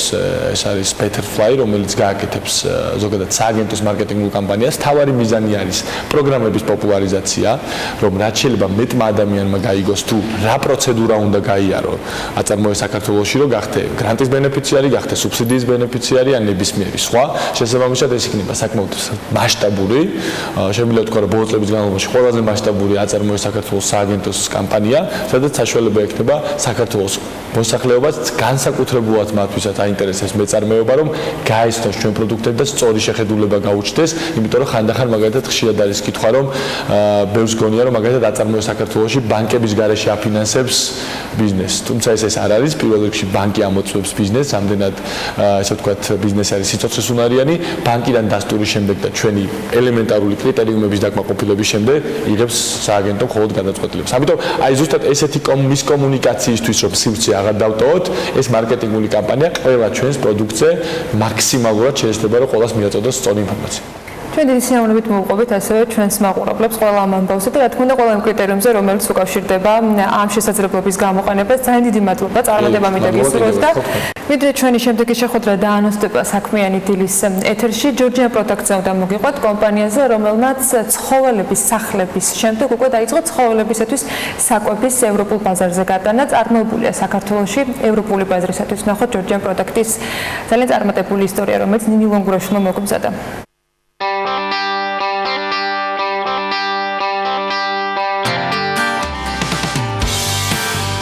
ეს ამბავი არც ჩვენი მაყურებლისთვის და უკვე აღარც ევროპისთვის არის უცხო. ეს ჯორჯიან პროდუქცია საწარმო, რომელშიც შინაური ცხოველების ავეჯი მზადდება. უფრო სწორედ დაიწყო ავეჯით და განაგრძო საკვებით. დღეს კომპანია როგორც ცხოველების კომფორტზე, ისე მათ ჯანმრთელობაზეც ზრუნავს. ბიზნესის შესაქმნელად დამფუძნებლებმა ყველა სიკეთე ერთიანად გამოიყენეს. ერთია, რომ ასოცირების შეთანხმება, რომელიც იმპულსი იყო და მეორე ბიზნესის მხარდამჭერი პროექტები. თუმცა შინაური ცხოველების საწარმოს შემქმნელებმა ყველაფრის ათვისების მიღმა გამოაჩინეს უნარი, რომელიც ყველა სხვა ბენეფიციარისაგან გამოარჩევს მათ აქცენტი 100%-ით ექსპორტზე აიხეს. ექსპორტს კი თავარი წარწერა ახლავს. თავარი და საამაყო. Made in Georgia. საქართველოდან დამზადებული პროდუქცია $50-დან $200-მდე მერყევს და ჯამში ექსპორტზე 90 პროდუქტი გადის. ნატურალური და შესაბამისად შედარებით ძვირფასი პროდუქტია და ისე ვართ ევროკავშირში და ეხლა პირველი ნაბიჯები გადავდგით, შევედით ამერიკის შეერთებულ შტატებში. ჩვენი პრიორიტეტი ეს არის რა, რომ კონცენტრირება მოვახდინოთ ევროპის ბაზარზე, ამერიკა და იაპონია. კომპანიაში სურთ, რომ ყველაფერში პირველები იყვნენ. პირველები რთული პროცედურული პროცესების მიუხედავადაც, რადგან საქართველოდან ცხოველის ხორცს პროდუქტების გატანა ზუსტად ისეთივე რეგულაციებს მოითხოვს, როგორც ადამიანის საკვები. ახლა მოლოდინის რეჟიმია და ბრიუსელი და საექსპორტო კოთხელია. დავიწყებთ უკვე, ისე წარმოება გაშვებული გვაქვს უკვე მარტიდან და პირველი, ასე ვთქვათ, ხორცს პროდუქტი გავა საქართველოდან ევროპაში. დავიწყებთ ყველაზე მაღალხარისხიანი და ჰომოგენური პროდუქტით, ეს არის ქათმის ფილე, გულმკერდი, ფაქტიურად, რომელსაც ჩვეულებრივ ადამიანების ვჭამთ.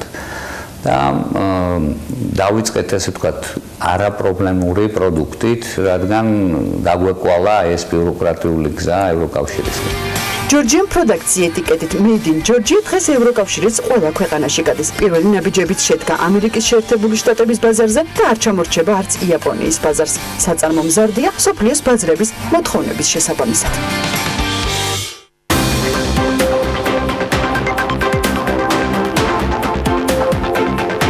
რეგიონული განვითარებისა და ინფრასტრუქტურის მინისტრის პირველი მოადგილის საავტომობილო გზების დეპარტამენტის თავმჯდომარის განმარტებით ფასიან გზებთან დაკავშირებით რაიმე კონკრეტული მოსაზრება ამ ეტაპზე ჩამოყალიბებული არ არის და ეს საკითხი დღის წესრიგში არ დგას.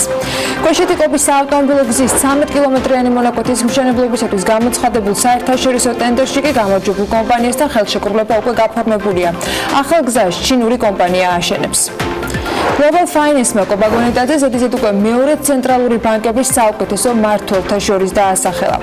საქართველოში ამასობაში ჰაინეკენის წარმოება დაიწყო. წარმოების დაწყების რამდენჯერმე გადავადების შემდეგ საქართველოს კაპიტალის შვილობილმა Global Beer Georgiam ჰაინეკენის ბრენდის ლუის ჩამოსხმა 2019 წლის ივლისში დასტარდა. საქართველოს ეროვნული ბანკის მონაცემებით 2019 წლის ივლისში ქვეყანაში შემოსული ფულადი გზავნილების ნაკადის მოცულობა 154.9 მილიონი დოლარი შეადგინა და ეს 7%-ით მეტია ვიდრე 2018 წლის ივლისის მონაცემები. უცხოეთიდან საქართველოში ფულადი გზავნილები 94.2% იმ 18 უმსხვილეს პარტნიორ ქვეყანაზე მოდის, საიდანაც გზავნილების მოცულობა ივლისში ჯამში $1 მილიონ გადააჭარბა. ამ 18 ქვეყანაზე გასული წლის ივლისში მთელი ფულადი გზავნილების 94.1% მოდიოდა. ამასთან 2019 წლის ივლისში საქართველოსთან საზღვარგარეთ $19,200,000 გადაგზავნილი, რაც წინა წლის ამავე პერიოდს თუ შევადარებთ 1.6%-ით გაზრდილი მაჩვენებელია. საქსტატმა საარსებო მინიმუმის ოფიციალური მაჩვენებლები განაახლა. ახალი კალკულაციის თანახმად ივლისში ცხოვრების ღირებულებამ წინა თვესთან შედარებით მცირედით მოიკლო. შემცირდა ყველა კატეგორიის საარსებო მინიმუმი, მათ შორის ლარი და 80 თეთრით 373 ლარამდე 5 სულიანი საარსებო ოჯახის მინიმუმი. ოფიციალური მეთოდოლოგიის თანახმად ეს თანხა საკმარისი უნდა იყოს იმისათვის, რათა ოჯახმა 30 დღის განმავლობაში ყველა ძირითადი ხარჯი გაისტუმროს და ამასთანავე თითოეულ წევრს ჰქონდეს დაბალანსებული კვება. მიიღოს ყველა ის საჭირო მინერალი, რაც ჯანსაღი ცხოვრებისთვის არის აუცილებელი. 4 სულიანი ოჯახის შემთხვევაში საარსებო მინიმუმი 331 ლარი და 50 თეთრია, 3 სულიანი შემთხვევაში 298 ლარი და 40 თეთრი. ორი ადამიანისაგან შემდგარი ოჯახის ყოველდღიური საარსებო მინიმუმი კი თვიურად არის 265 ლარი და 20 თეთრი.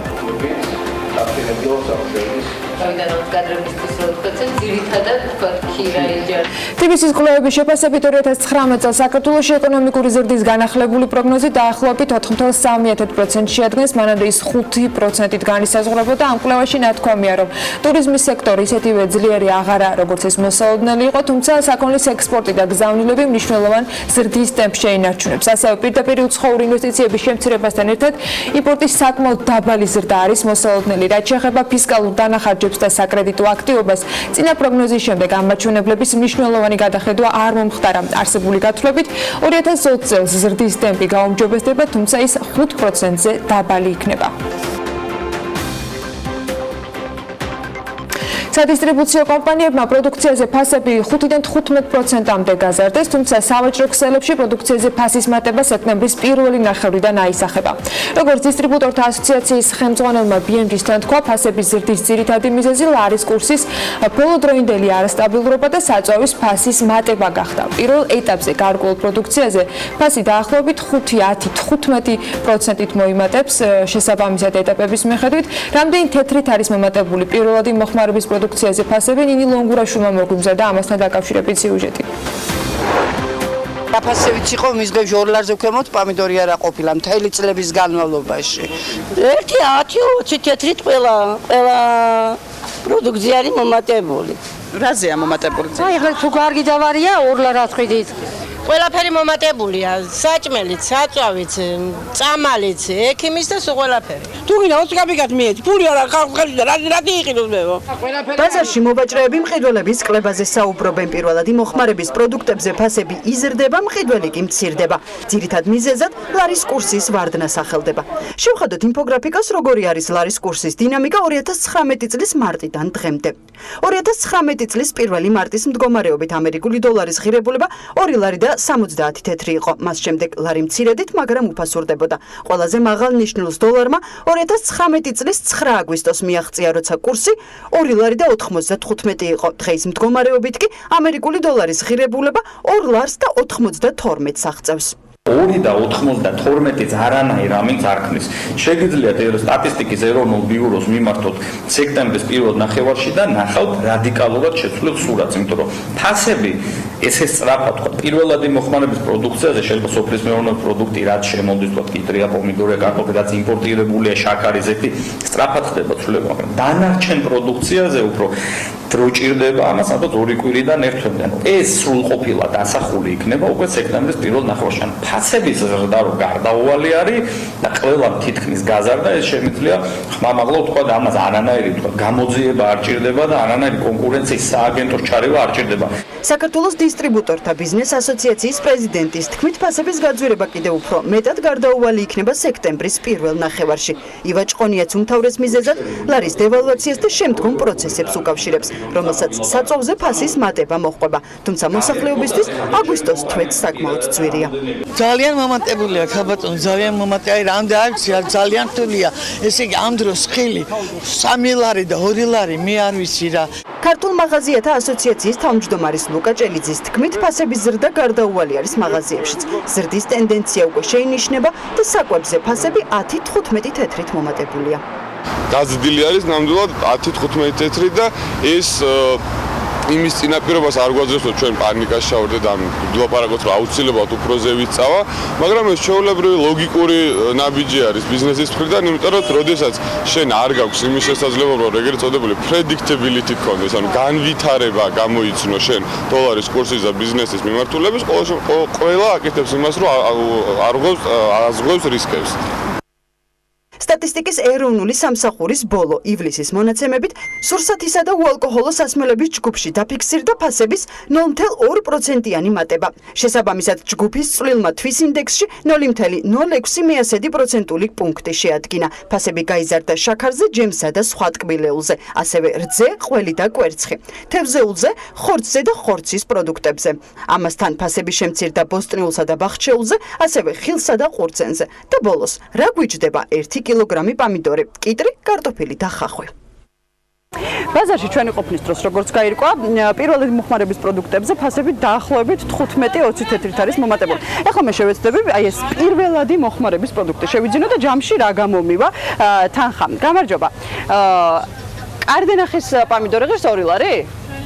ეს არის ყველაზე ძვირად ღირებული? 2.5 სადაურია. კარდენახის პამიდორის შეძენათ მომიდო, მე 1 კილოგრამში 2.5 უნდა გადავეხადო. პამიდორი, კიტრი ღირს 1 ლარი, თუმცა მე თუ შუშა კიტრის შეძენა მომინდება 2 ლარის გადახდა მომიწევს. ანუ 2 ლარი, პამიდორი, ეგ შენი 4 ლარი, ნიორი მინდა რომ შევიძინო რა ღირს კილო. ნიორის შეძენა თუ მომინდება, ნუ 1 კილო ნიორს ნაკლებად შევიძინოთ ხოლმე, მაგრამ 5 ლარი ღირს. ანუ 5 ლარი, 2, 9 ლარი და ხახვი რომ შევიძინო?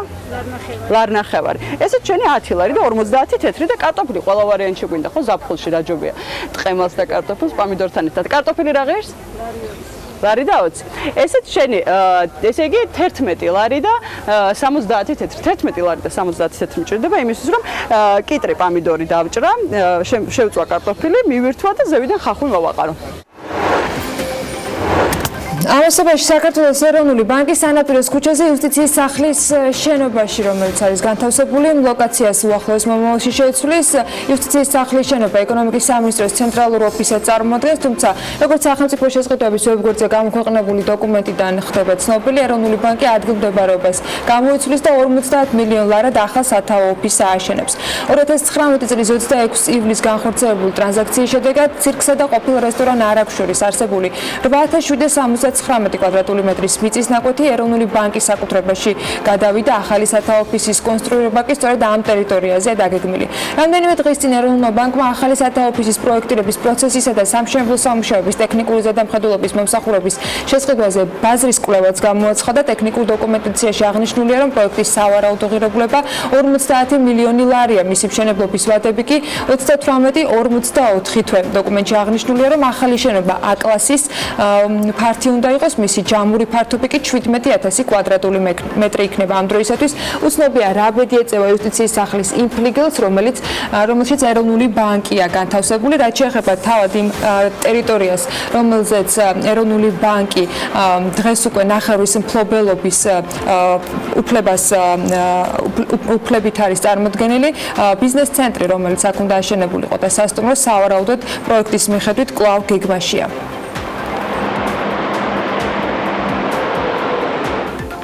სრულად 200 მილიონის ევრო ობლიგაციები საქართველოს საფონდო ბირჟაზე დაეშვა. 5 წლიანი ობლიგაციები ბირჟის A კატეგორიის ლისტინგში განთავსდა. განთავსების აგენტი კი TBC კაპიტალია. ევრო ობლიგაციების ფიქსირებული საპროცენტო განაკვეთით 11%-ით განისაზღვრა. წელიწადში ორჯერ გადახდით. ფასიანი ქაღალდების დაფარვის ვადა კი 2024 წლის 2 აპრილია. ბირჟაზე განთავსებულია სრულად 34 მილიონის ობლიგაციებიც, რომელიც კომპანიამ 2022 წლის აგვისტოში უნდა გაანახდოს. საერთაშორისო გამოცემის Global Finance-ის მიერ საქართველოს ბანკის ინტერნეტ ბანკი ბიზნესისათვის ცენტრალურ და აღმოსავლეთ ევროპაში საუკეთესოდ დასახელდა. ამის შესახებ ცნობილი სულ რამდენიმე დღის წინ გახდა. რა ნიშნით შეარჩია საერთაშორისო გამოცემამ საქართველოს ბანკის ინტერნეტ ბანკი და რას თავაზობს ეს პლატფორმა ბიზნესს? უფრო მეტ ინფორმაციას ანუკა ჯოხაძე მოგყვება. საუკეთესო ინტერნეტ ბანკი ბიზნესისთვის ცენტრალურ და აღმოსავლეთ ევროპაში. ეს იმ ჯილდოს დასახელებაა, რომელიც საქართველოს ბანკმა Global Finance-ისგან მიიღო. ჩვენ ვიკვლიეთ, დავარესერჩეთ, ნახეთ რა იყო მათ ბიზნეს საქმიანობისთვის ყველაზე სასარგებლო, საინტერესო და ამასთან ერთად სასიამოვნო და ამაზე დაყრდნობით ჩვენ გადავწყვიტეთ მოკლედ სრულად განგვეახლებინა ჩვენი ბიზნეს ინტერნეტ ბანკი და მოგვერგო ჩვენი ყველა სეგმენტის კლიენტისთვის აბსოლუტურად ჩვენმა ბიზნეს ინტერნეტ ბანკმა მოიგო ჯილდო პრაქტიკულად არათუ ქვეყანაში საქართველოში არამედ როგორც ცენტრალურ ისე აღმოსავლეთ ევროპაში პირველად დასახელდა ჩვენი ახალი ბიზნეს ინტერნეტ ბანკი და პირველ რიგში ვფიქრობ ეს გამოწვეულია იმით რომ პროდუქტი არის თანამედროვე, აბსოლუტურად ყველა სტანდარტს მორგებული, არის ინოვაციური, იქიდან და არის ძალიან მარტივი. საქართველოს ბანკის ახალი ინტერნეტ ბანკის პრეზენტაცია ბანკის მენეჯმენტმა, რომელიც ბიზნესისთვის გარკვეული ოპერაციების გამარტივების მიზნით შეიქმნა 2019 წლის მაისში გამართა. ახალი ინტერნეტ ბანკის საშუალებით თუ ფიზიკური პირი არის რამოდენიმე კომპანიის წარმომადგენელი, ის ინტერნეტ ბანკიდანვე შეძლებს ნავიგაციას სხვადასხვა კომპანიის ინტერნეტ ბანკში, მომხმარებლის სახელის და პაროლის დამატებითი მითითების გარეშე. ამასთან ახალი ბიზნეს ინტერნეტ ბანკი მომხმარებელს შესაძლებლობას აძლევს მიიღოს სრულყოფილი ინფორმაცია ყველა ანგარიშებზე, ბარათებზე, დეპოზიტებზე, სესხებსა და გარანტიებზე. ამის შემდგომ კი ისინი მარტივადაც მართოს. ერთ-ერთი მნიშვნელოვანი ფუნქცია, რაც არის ახალი ინტერნეტ ბანკის, არის ის, რომ უკვე ორგანიზაციის დირექტორს ბანკში მისვლის და მინდობილობის გაფორმების გარეშე შეუძლია თავის თანამშრომელს გაუწეროს ინტერნეტ ბანკის სარგებლობის უფლება დისტანციურად, მისცეს და ჩაურთოს მას სასურველი უფლებები.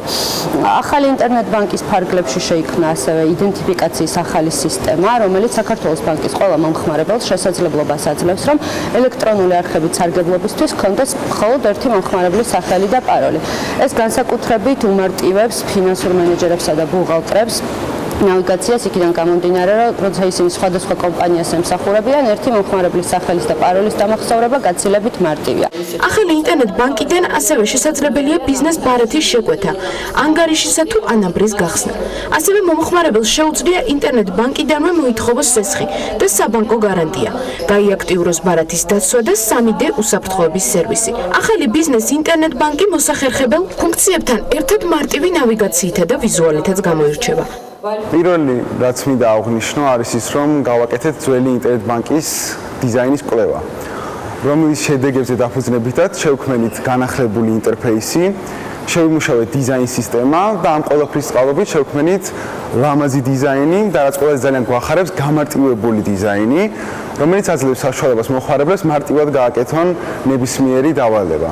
ძალიან გვახარებს ის ფაქტიც, რომ ყოველდღიურად გვეძლევა საშუალება გავაუმჯობესოთ დიზაინი და ზუსტად ამის წყალობით შევძელით, რომ გავხსნარიყავით ევროპაში ერთ-ერთი საუკეთესო ინტერნეტ ბანკი. თუმცა ეს ყველაფერი არ არის, როგორც საქართველოს ბანკის მენეჯმენტი ამბობს, სამომავლოდ ინტერნეტ ბანკის კიდევ უფრო დახვეწა იგეგმება. ამასთან სამომავლო გეგმებშია ახალი ციფრული პროდუქტების დამატებაც. მაგალითად ისეთების, როგორებიცაა ბიზნეს ფინანსური მრჩეველი და სახელფასო ჩარიცხვებისა და გადარიცხვების მოდული.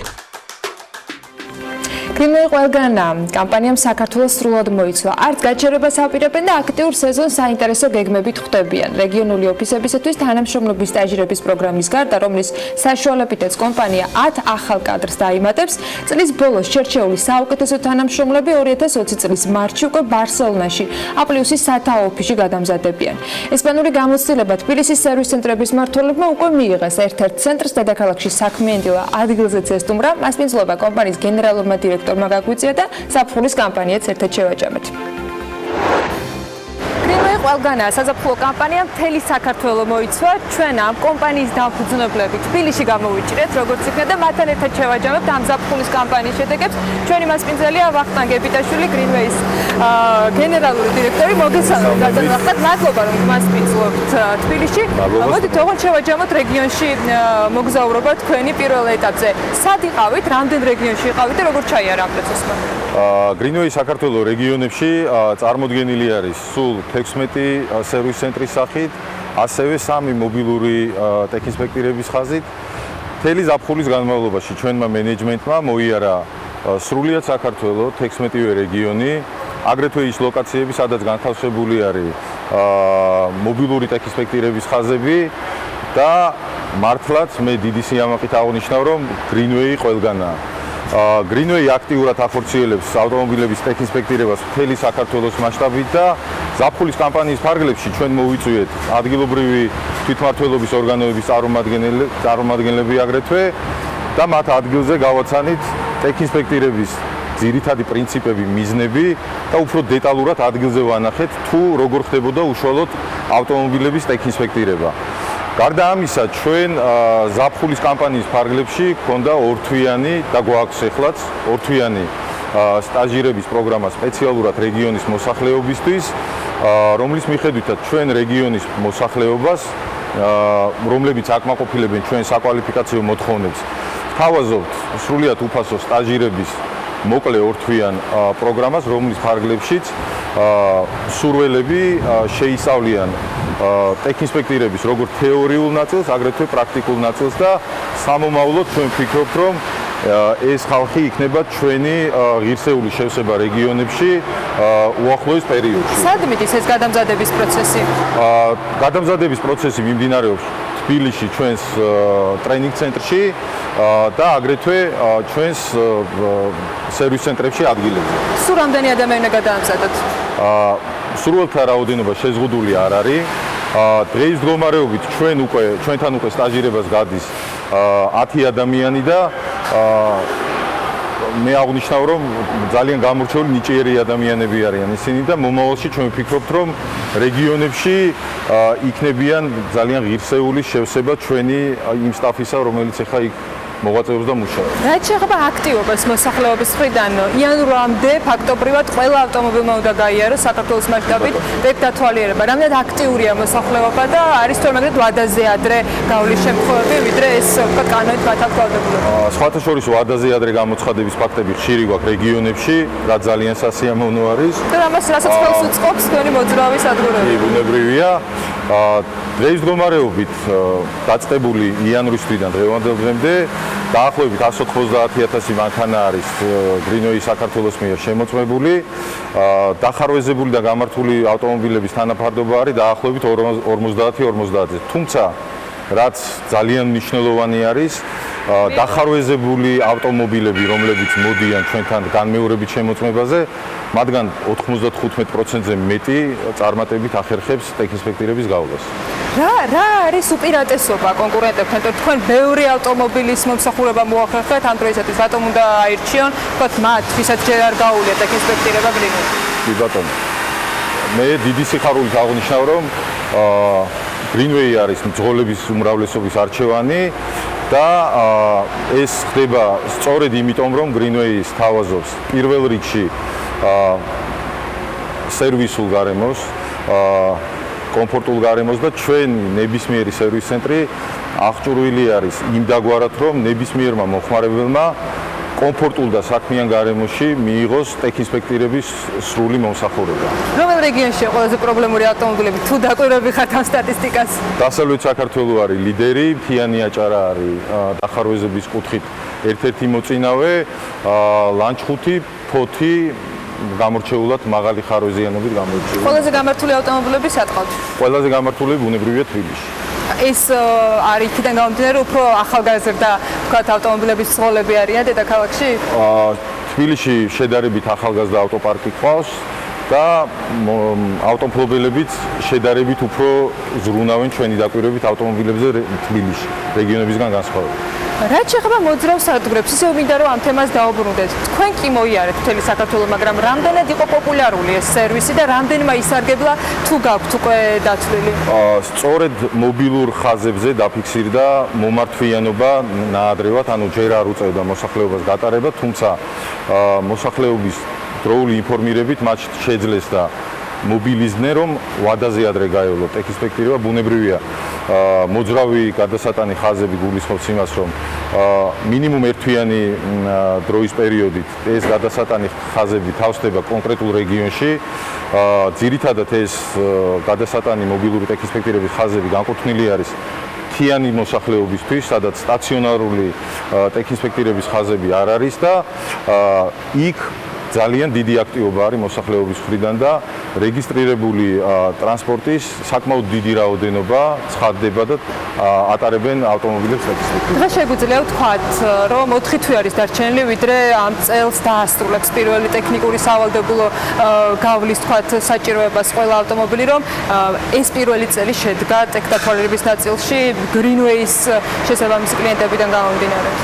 ბუნებრივია, Greenway როგორც ფლაგმანი ტექისპექტირების ინდუსტრიის აქტიურად უყურებს ბაზარზე მიმდინარე მოვლენებს და ჩვენი დაკვირვებით და ჩვენი თანამშრომლების ძალიან დიდი ძალისხმევით ვიტყოდით, რომ ტექისპექტირების რეფორმა შედგა და წინ საკმაოდ რთული წინ გველოდება საკმაოდ მნიშვნელოვანი ეტაპები ამ რეფორმის, თუმცა დასაწყისი და სტარტი არის ძალიან იმედისმომცემი და დიდი იმედი მაქვს, რომ საქართველოში ეს რეფორმა იქნება ისეთივე წარმატებული, როგორიც ევროპის მოწინავე ქვეყნებში. მომავალ წელსაც უნდა ველოდოთ Greenway-ს მთელი საქართველოს მასშტაბით? აუცილებლად. Greenway ყველგანაა მომავალ წელსაც და იმის შემდეგაც უახლოესი 10 წელი ჩვენ ვოპერირებთ მთელი საქართველოს მასშტაბით.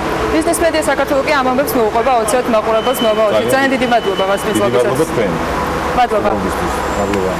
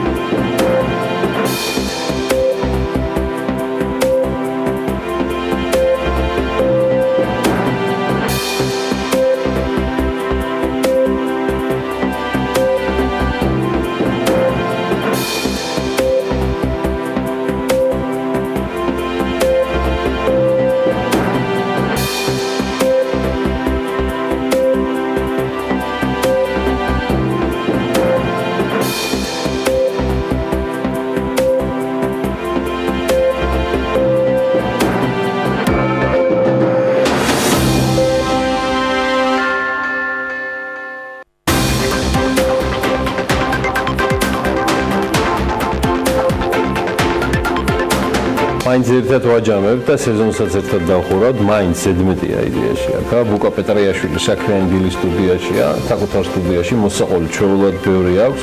სხვა შორის მიმდინარეებთან ერთად გუშინვე დაგვიანონს სოფლიო როგორც ასეთ სისტემიდან უკრაინისთვის აი ამ შემოდგომის მართლაც სერიოზული მნიშვნელობა და გეგმები, სოფლიო როგორც ასეთი, თავის მნიშვნელოვან დროს დაუთმობდა. საერთაშორისო ასპარეზზე ზელენსკის საშემოდგომო გააქტიურებამდე როგორც ჩანს სერიოზულად შიდა პოლიტიკური ველი აქვს დასავლაგებელი და არც ამას ერიდებიან, ამოიქოფენ ეროვნული ანტიკორუფციული ბიუროს და უკრაინის უსაფრთხოების სამსახურის გენპროკურატურის ხელმძღვანელობით მნიშვნელოვანი და იდეაში ძალიან მასშტაბური სპეცოპერაცია ჩატარდა ძალოვანებმა, ახალმა ძალოვანებმა უკრაინის დროებით ოკუპირებული ტერიტორიების და იძულებით გადაადგილებულ პირთა მინისტრის პირველი მოადგილე იური გრიმჩაკი და მისი თანაშემწე, მე ესე ვიცი, ფულის გამოძალვის ბრალდებით დააკავეს. საუბარია ნაღდი ფულით ამოღებულ $1,100,000 ამერიკულ დოლარზე, რომლის წინასწარი თანხა იყო გადახდილი და ანტიკორუფციული ბიუროს ცნობით ამ თანხის საბოლოო მიღების სწორედ მინისტრის პირველი მოადგილე იყო.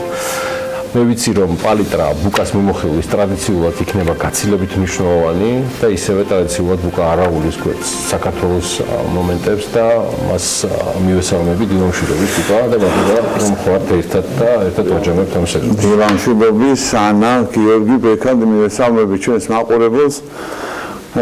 ძალიან მინდა და მინდოდა უფრო სწორედ რომ ჩვენი სეზონის შემაჯამებელი გადაცემა რაღაცა შეძლების და გვარად საზაფხულო მხიარულ ამაღლებულ ნოტაზე და ტალღაზე დაგვევებს სრულებინა და ამ ფორმით მოგვეწოდებინა თქვენთვის მომავალი სეზონის და შემოდგომის ცხელი ამბები მსოფლიოსთვის, მაგრამ ვერანაირად ვერ ავულით გვერდს იმას, რასაც ხედავთ, აკვირდებით, განსაკუთრებით ბოლო დღეებში გუგუთიან კარში ჩვენს მიწა-წყალზე რუსი ოკუპანტების შემოსვლას, შემოჭრას, ჩვენ მავთულხლართების დაგებას და ძალიან გულის ტკივილით უნდა ვთქვა, რომ დიდი გულის ტკივილით უნდა ვთქვა, რომ სამწუხაროდ ვერ ხედავ სამოქმედო გეგმას და ადეკვატურ მოქმედებას და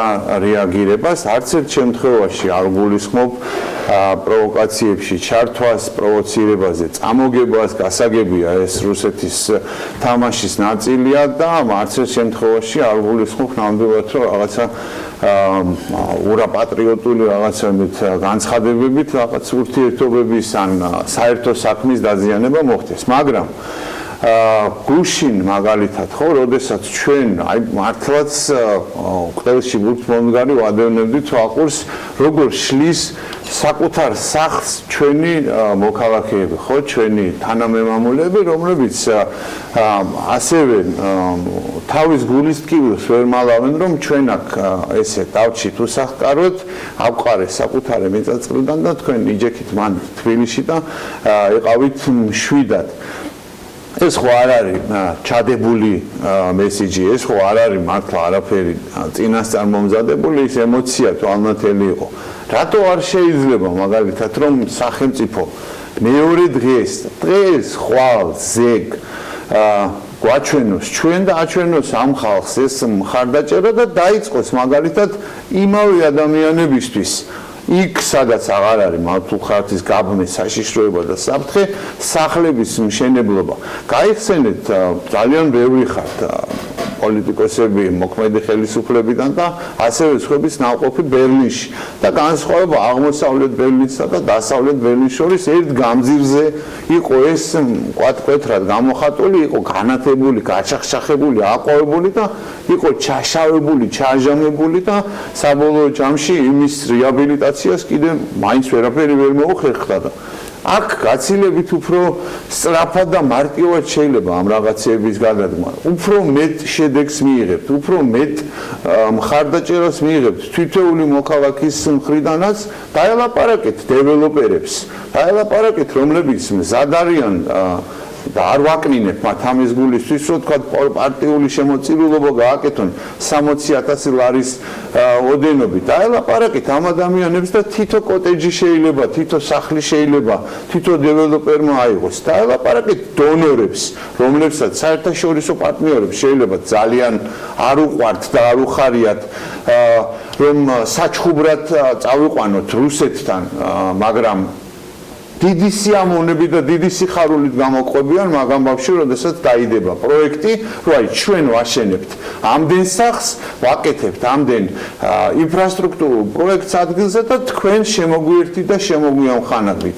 ნახავთ თქვენ თვითონ რამდენი ათეულობით მილიონი დოლარი და ევრო იქნება მაგაში ჩადებული და გაუჩინეთ ამ მოქალაქეებს იმის განცდა.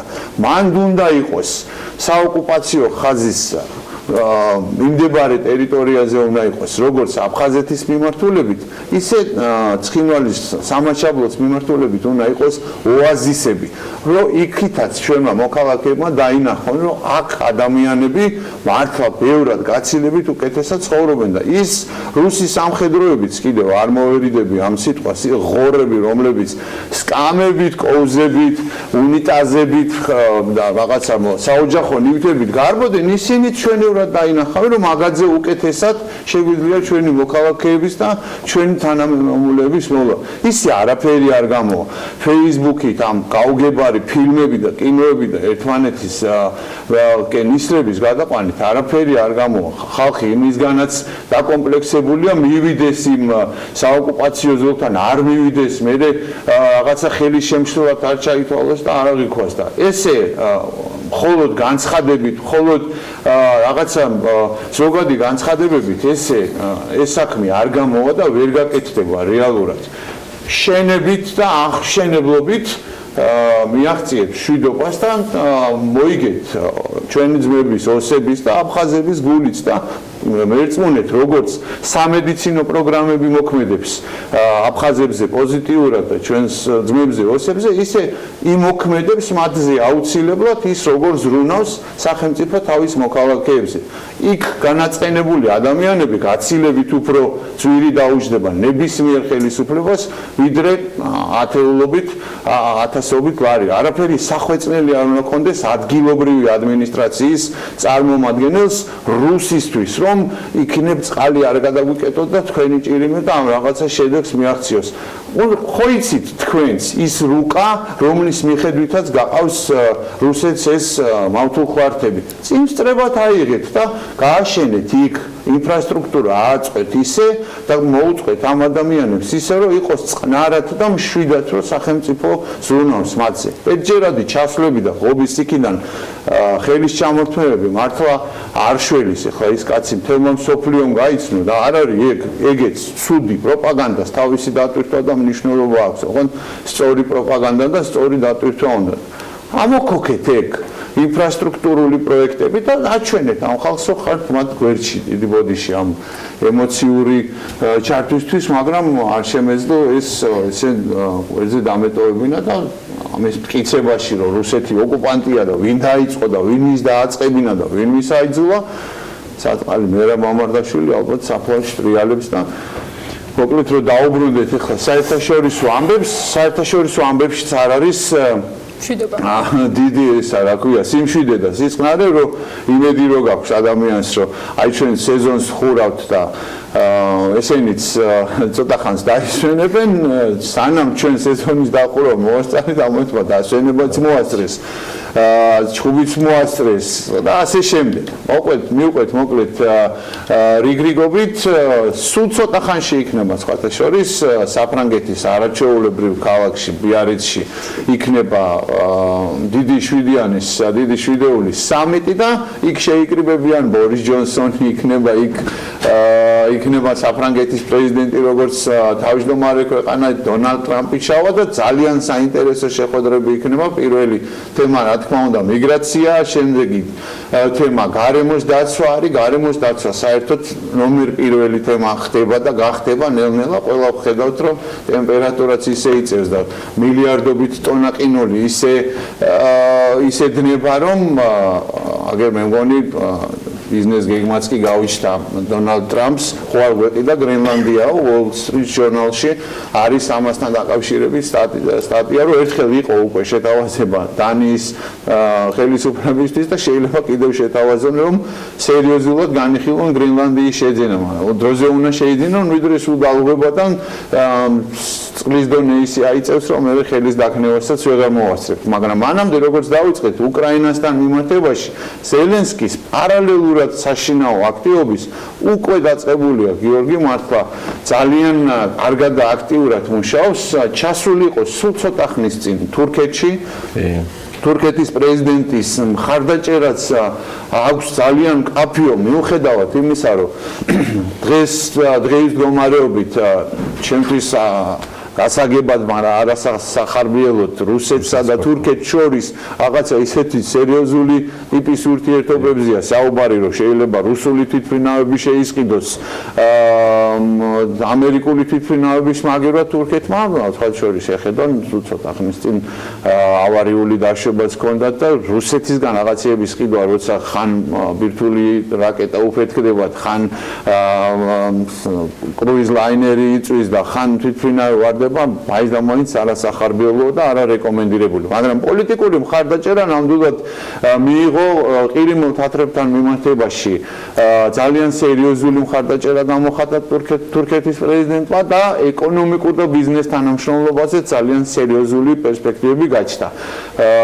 სულ რაღაც 2 დღეში უკრაინაში ჩადის 20 წლის მანძილზე პირველად ისრაელის პრემიერ-მინისტრი ბიბი ნეტანიაჰუ, ეს არის მისი ასე ვთქვათ, ერთი თვით ადრე არჩევნებამდე ისრაელში ვადამდელი არჩევნები ტარდება, ძალიან სერიოზული გზავნილი შეიძლება იყოს, მოიაზრებენ ბენიამინ ნეტანიაჰუს როგორც შესაძლო შუამავალს უკრაინასა და რუსეთს შორის, საერთოდ მაინც ნამდვილად აღტოვანებას იმსახურებს და დაფასებას ნეტანიაჰუს ეს ძალიან სერიოზული აქტივობა ყველა მიმართულებით, იმის გათვალისწინებითაც კი ამერიკის შეერთებული შტატების უსერიოზულესი პარტნიორი და მოკავშირეა და აღარ შევეხები ახლა ორი კონგრესს ქალბატონის არ შეშვების საკითხს, ვეღარ მოვასწრებ მე მართლა ბევრი ამბების მოყოლას, მაგრამ ნეტანიაჰუ ძალიან სერიოზულად პოზიციონირებს საერთაშორისო არენაზე, მიუხედავად იმისა, რომ სახში ესეთი სერიოზული გამოწვევა აქვს, მორიგი ვადამდელი არჩევნები, მაგრამ მზად არის, რომ უკრაინასა და რუსეთს შორის იყოს შუამავალი. ისევე როგორც უკრაინის ამოცანა თავიდან თითქოს წარმოუდგენელი დღეს უკვე რეალურად განხილვის საგანი არის ამერიკის შეერთებული შტატების ნორმანდიული 4-ეულის ფორმატში შესვლა.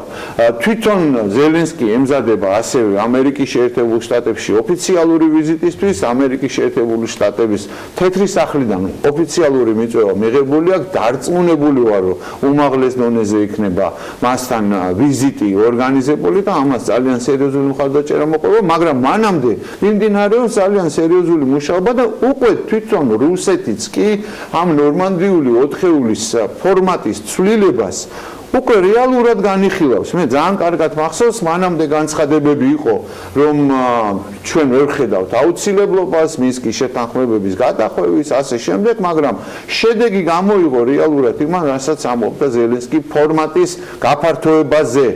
ამასთან ერთად ზელენსკი უკან არიხევს ისეთ საკითხებზე და ინიციატივებზე, როგორიც არის რუსეთში განსხვავებულად მოაზროვნე ადამიანებისთვის დაჩქარებული წესით მოქალაქეობის მინიჭებაზე. ანუ მე იმის თქმა მინდა, რომ ეს სრულებით არ ნიშნავს რეალურად დიალოგის წარმოება საერთაშორისო პარტნიორებთან ერთად აუცილებელია, რომ ან სირაქლემის პოზაში იყო, ან რაღაცა ენის მოჩლექვით ელაპარაკოს. შეიძლება აკეთო შენი საკეთებელი საქმე და არ გახვიდე რაღაცა მასშტაბებს, რაღაცა ზომებს, არ გულისხმობ კიდევ ერთხელ ვიმეორებ, მიუხედავად იმისა, რომ კარგად ვიცი დახვეწილად რუსულ ენაზეც და სხვა ენებზეც გინებას და უწმაწორი სიტყვებით, ეს არ არის საქმის კეთება, მაგრამ ბავშვი ნამდვილად რეალურად შეიძლება სხვადასხვა მიმართულებებით მუშაობა ისე რომ შედეგსაც მიაღწიო. მე დარწმუნებული ვარ, რომ ამერიკის შეერთებული შტატები ძალიან მალე იქნება ჩართული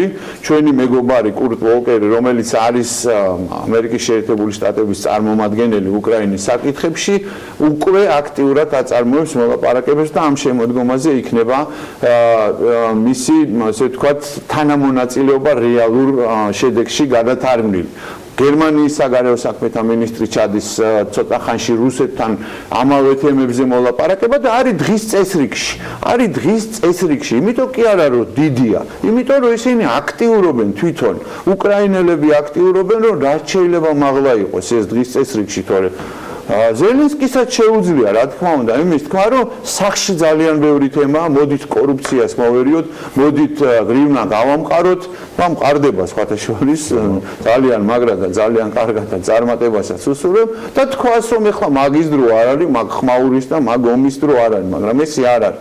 რეალურად საქმის კეთება თუ გინდა, ყოველთვის შეიძლება სწორი ფორმების გამოძებნა, რომ შენ მიზანს მიაღწიო. ზელენსკის აქტიურობას ნამდვილად არ ჩამორჩება თვითონ ამერიკის შეერთებული შტატების პრეზიდენტი დონალდ ტრამპი, რომელიც როცა დავიწყე შემოუერთი თქვენ გულს ერთ-ერთი პირველი ბლოგი იყო ავე Twitter და მაშინ მახსოვს რომ Twitter-თან მიმართებაში იყო შეფასებები და კომენტარები რომ არ არის ესე Facebook-ს უფრო მეტი ხალხი კი ალბათ უფრო მეტი მოხმარებელი ყავს ნამდვილად მაგრამ დონალდ ტრამპი რომ სოფლიოს ამცნობს წუთიერად წამიერად ამცნობს თავის გადაწყვეტილებებს ისეთ მნიშვნელოვანს მაგალითად როგორც არის რომ მას აქვს სურვილი სი ძინპინთან შეხვედრის და დაწერს რომ დასიტყვის შეხვედრაზე ეს წერს აღარ უნდა ამას ნოტების გაგზავნა ეს ბევრი დამუშავება და ამბავი და ესე თან ლაპარაკობს იმაზე რომ ჰონკონგთან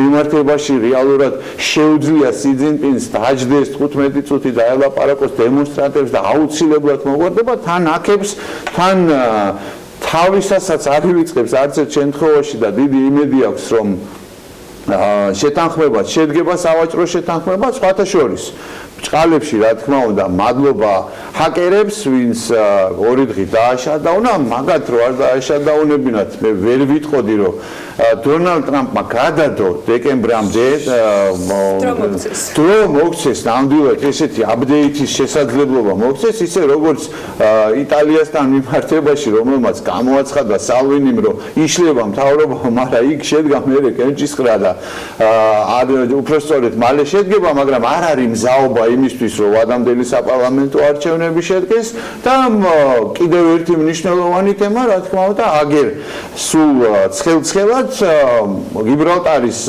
სასამართლო მიიღო გადაწყვეტილება და ტანკერი რომელიც იყო დაპატიმრებული მიიღო გადაწყვეტილება რომ მიუხედავად ამერიკის შეერთებული შტატების სერიოზული მუშაობისა და მოთხოვნისა გათავისუფლდება და გააგრძელებს გზას უბრალოდ მიიღეს წერილობითი თანხმობა და გარანტია ირანის ხელისუფლებიდან რომ ეს ტვირთი არ მივა იმ ქვეყანაში ანუ კონკრეტულად სირიაში რომელიც ხდება ევროკავშირის სანქციების ქვეშ ხედავთ რომ დიდი ბრიტანეთი ამერიკის შეერთებული შტატები არიან საოცარი პარტნიორები მართლა ახალი ესე ვთქვათ სტრატეგიული მოკავშირეობის ტალღა იწყება მაგრამ არის თემები სადაც რეალურად საკუთარ ინტერესებს აყენებენ წინა პლანზე როგორც ყველა ღირსეული ქვეყანა რა თქმა უნდა და იმიტომ რომ დაკავებულია ასევე ბრიტანული დროშით ცურავი ტანკერიც იქ დიდი ბრიტანეთი რაღაცა თავის საგარეო პოლიტიკური ხაზის გატარებას ცდილობს ამ დროს ამერიკის შეერთებული შტატებსა და დიდ ბრიტანეთს შორის ამერიკის შეერთებული შტატების მხრიდან არის ცდილობა იმის დემონსტრირების რომ ბრექსიტის ხისტი ბრექსიტის შემთხვევაში ნუ გეშინიათ ჩვენ თქვენთან ვართ უფრო მაგარ შეთანხმებას დავდებთ სავაჭრო შეთანხმებას ვიდრე ეს არის ევროკავშირთან აგულიანებს მოკლედ პირდაპირ ვთქვათ იყო ჯონ ბოლტონი ჩასული დიდ ბრიტანეთში და ეს იყო მისი მთავარი გზავნილი რომ უფრო მაგარი და ყველაზე მაგარი შეთანხმება დაიდება ბრიტანელებს ცრემლების თუ დაპირებების არ ვიცი როგორ გითხრათ არ ჯერათ 4 მილიარდი ფუნტი სტერლინგის პროდუქცია მედიკამენტები და ასე შემდეგ სხვა პირველადი მოხმარების ნივთები შეიძინეს ცოტა ხნის მოკლე პერიოდის განმავლობაში თვითონ სადღაც დაახლოებით 500 ფუნტი სტერლინგი დახარჯა იმიტომ რომ რეალურად ელოდებიან 31 ოქტომბერს იმიტომ რომ არიხებს უკან ბორის ჯონსონი მიუხედავად იმისა რომ მისივე თანაპარტიელები ძალიან სერიოზულად ფიქრობენ იმაზე, როგორ არ დაუშვან კანონმდებლობით, რომ ხისტი ბრექსიტი მოხდეს. კუმფეხი გამოყო, რა თქმა უნდა და ამ დროს მომენტით ისარგებლა ოპოზიციური ლეიბორისტული პარტიის ლიდერმა, რომელმაც თქვა, რომ ამირჩიეთ დროებით პრემიერ-მინისტრად და ამაზე სერიოზული განცხადება გააკეთა და მიმართავს ყველა ფრაქციას დიდი ბრიტანეთის პარლამენტში დროებით ამირჩიეთ, რომ შევაჩერო ბრექსიტის აღსრულება გადავადდეს, დაინიშნოს შემდგომი მორიგი ვადამდელი არჩევნები და არჩევნების შემდეგ მთავრობამ, გამარჯვებულმა მთავრობამ დანიშნოს რეფერენდუმი. აი ეს თანმიმდევრობა მიუღებელი აღმოჩნდა ცალკეული პოლიტიკური ძალებისთვის, იმიტომ რომ რო ეთქვა მას, რომ ჯერ ერთობლივი ძალისხმევით დავნიშნოთ რეფერენდუმი, შეიძლება უფრო მეტი მხარდაჭერა ქონოდა რეალურად მას. ამ დროს ჩვენგან არც თუ ისე შორს არის, თან შორს არის, მაგრამ ინდოეთსა და პაკისტანს შორის რეალურად მართლა იძაბება ვითარება, იმიტომ რომ 5 ადამიანი არის უკვე ამ ესე ვთქვათ შეტაკებების შედეგად დაღუპული, აი ბოლოს საათების მონაცემებია 5 პაკისტანის მოქალაქე არის დაღუპული და ორ ბირთვულ სახელმწიფოს შორის, რომელიც ერთ-ერთის მოსახლეობა მილიარდს აღემატება და მინდა მიულოცოს ხათაშორის ინდოეთს დამოუკიდებლობის გასული დღესასწაული და წარმატება და მშვიდობა, რომ ძალიან სერიოზულ დაპირისპირებამდე არის მისული ისე რომ რეალურად მართლა ყველა ძალიან სერიოზულად ჩფოთავს, იმიტომ რომ შეიძლება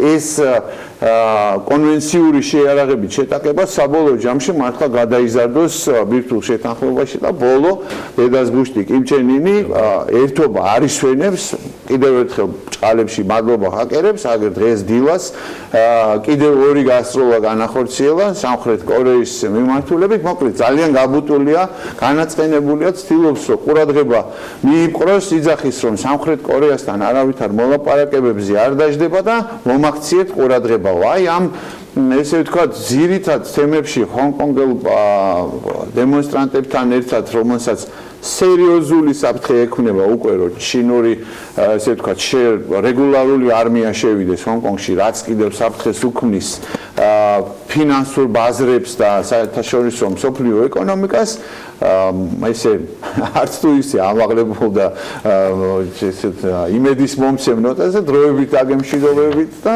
სექტემბერში გაეროს იქნება ხდომა გენერალური ასამბლეის ბევრი დაგმობა და ბევრი რეზოლუციები და მთელი ამბები.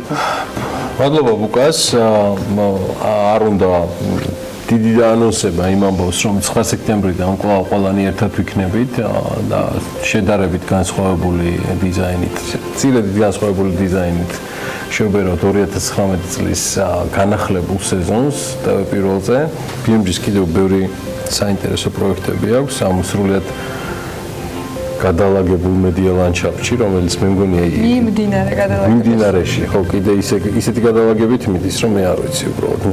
არ გადმოვაგდებოდეთ ბოლოს. არც ერთ ამბავს არ გამოვაკლდებით და საინტერესო ამბებს არც სეზონის ბოლო გადაცემაში მოვაკლებთ. კვირის დასაწყისში დავიწყოთ პრინციპში ამაზე საუბარი. საქართველოს მაღალი ტექნოლოგიების ეროვნული ცენტრის ისტორიაზე ვსაუბრობთ. გაგაცანით დარგი, რომელიც საქართველოში წლებია ვითარდება, როგორც შეგვიძლია ეს სიუჟეტი მხოლოდ ნაწილია იმ მასალისა, რასაც BMG მიმუშავა. რა თანხებს კარგავს სახელმწიფო, მაშინ როცა მყარი იზოტოპების წარმოების რესურსი ქვეყანაში არის, მაგრამ ამას სათანადოდ არ ვიყენებთ. რა პოტენციალი აქვს ქვეყანას ამ კუთხით? ანუკე ჯოხაძემ კიდევ ერთი სიუჟეტი მოგვიმზადა, რომელიც მოგუყვება სახელმწიფოს ყურადღების გარეშე დარჩენილ ძალიან მნიშვნელოვან მიმართულებაზე.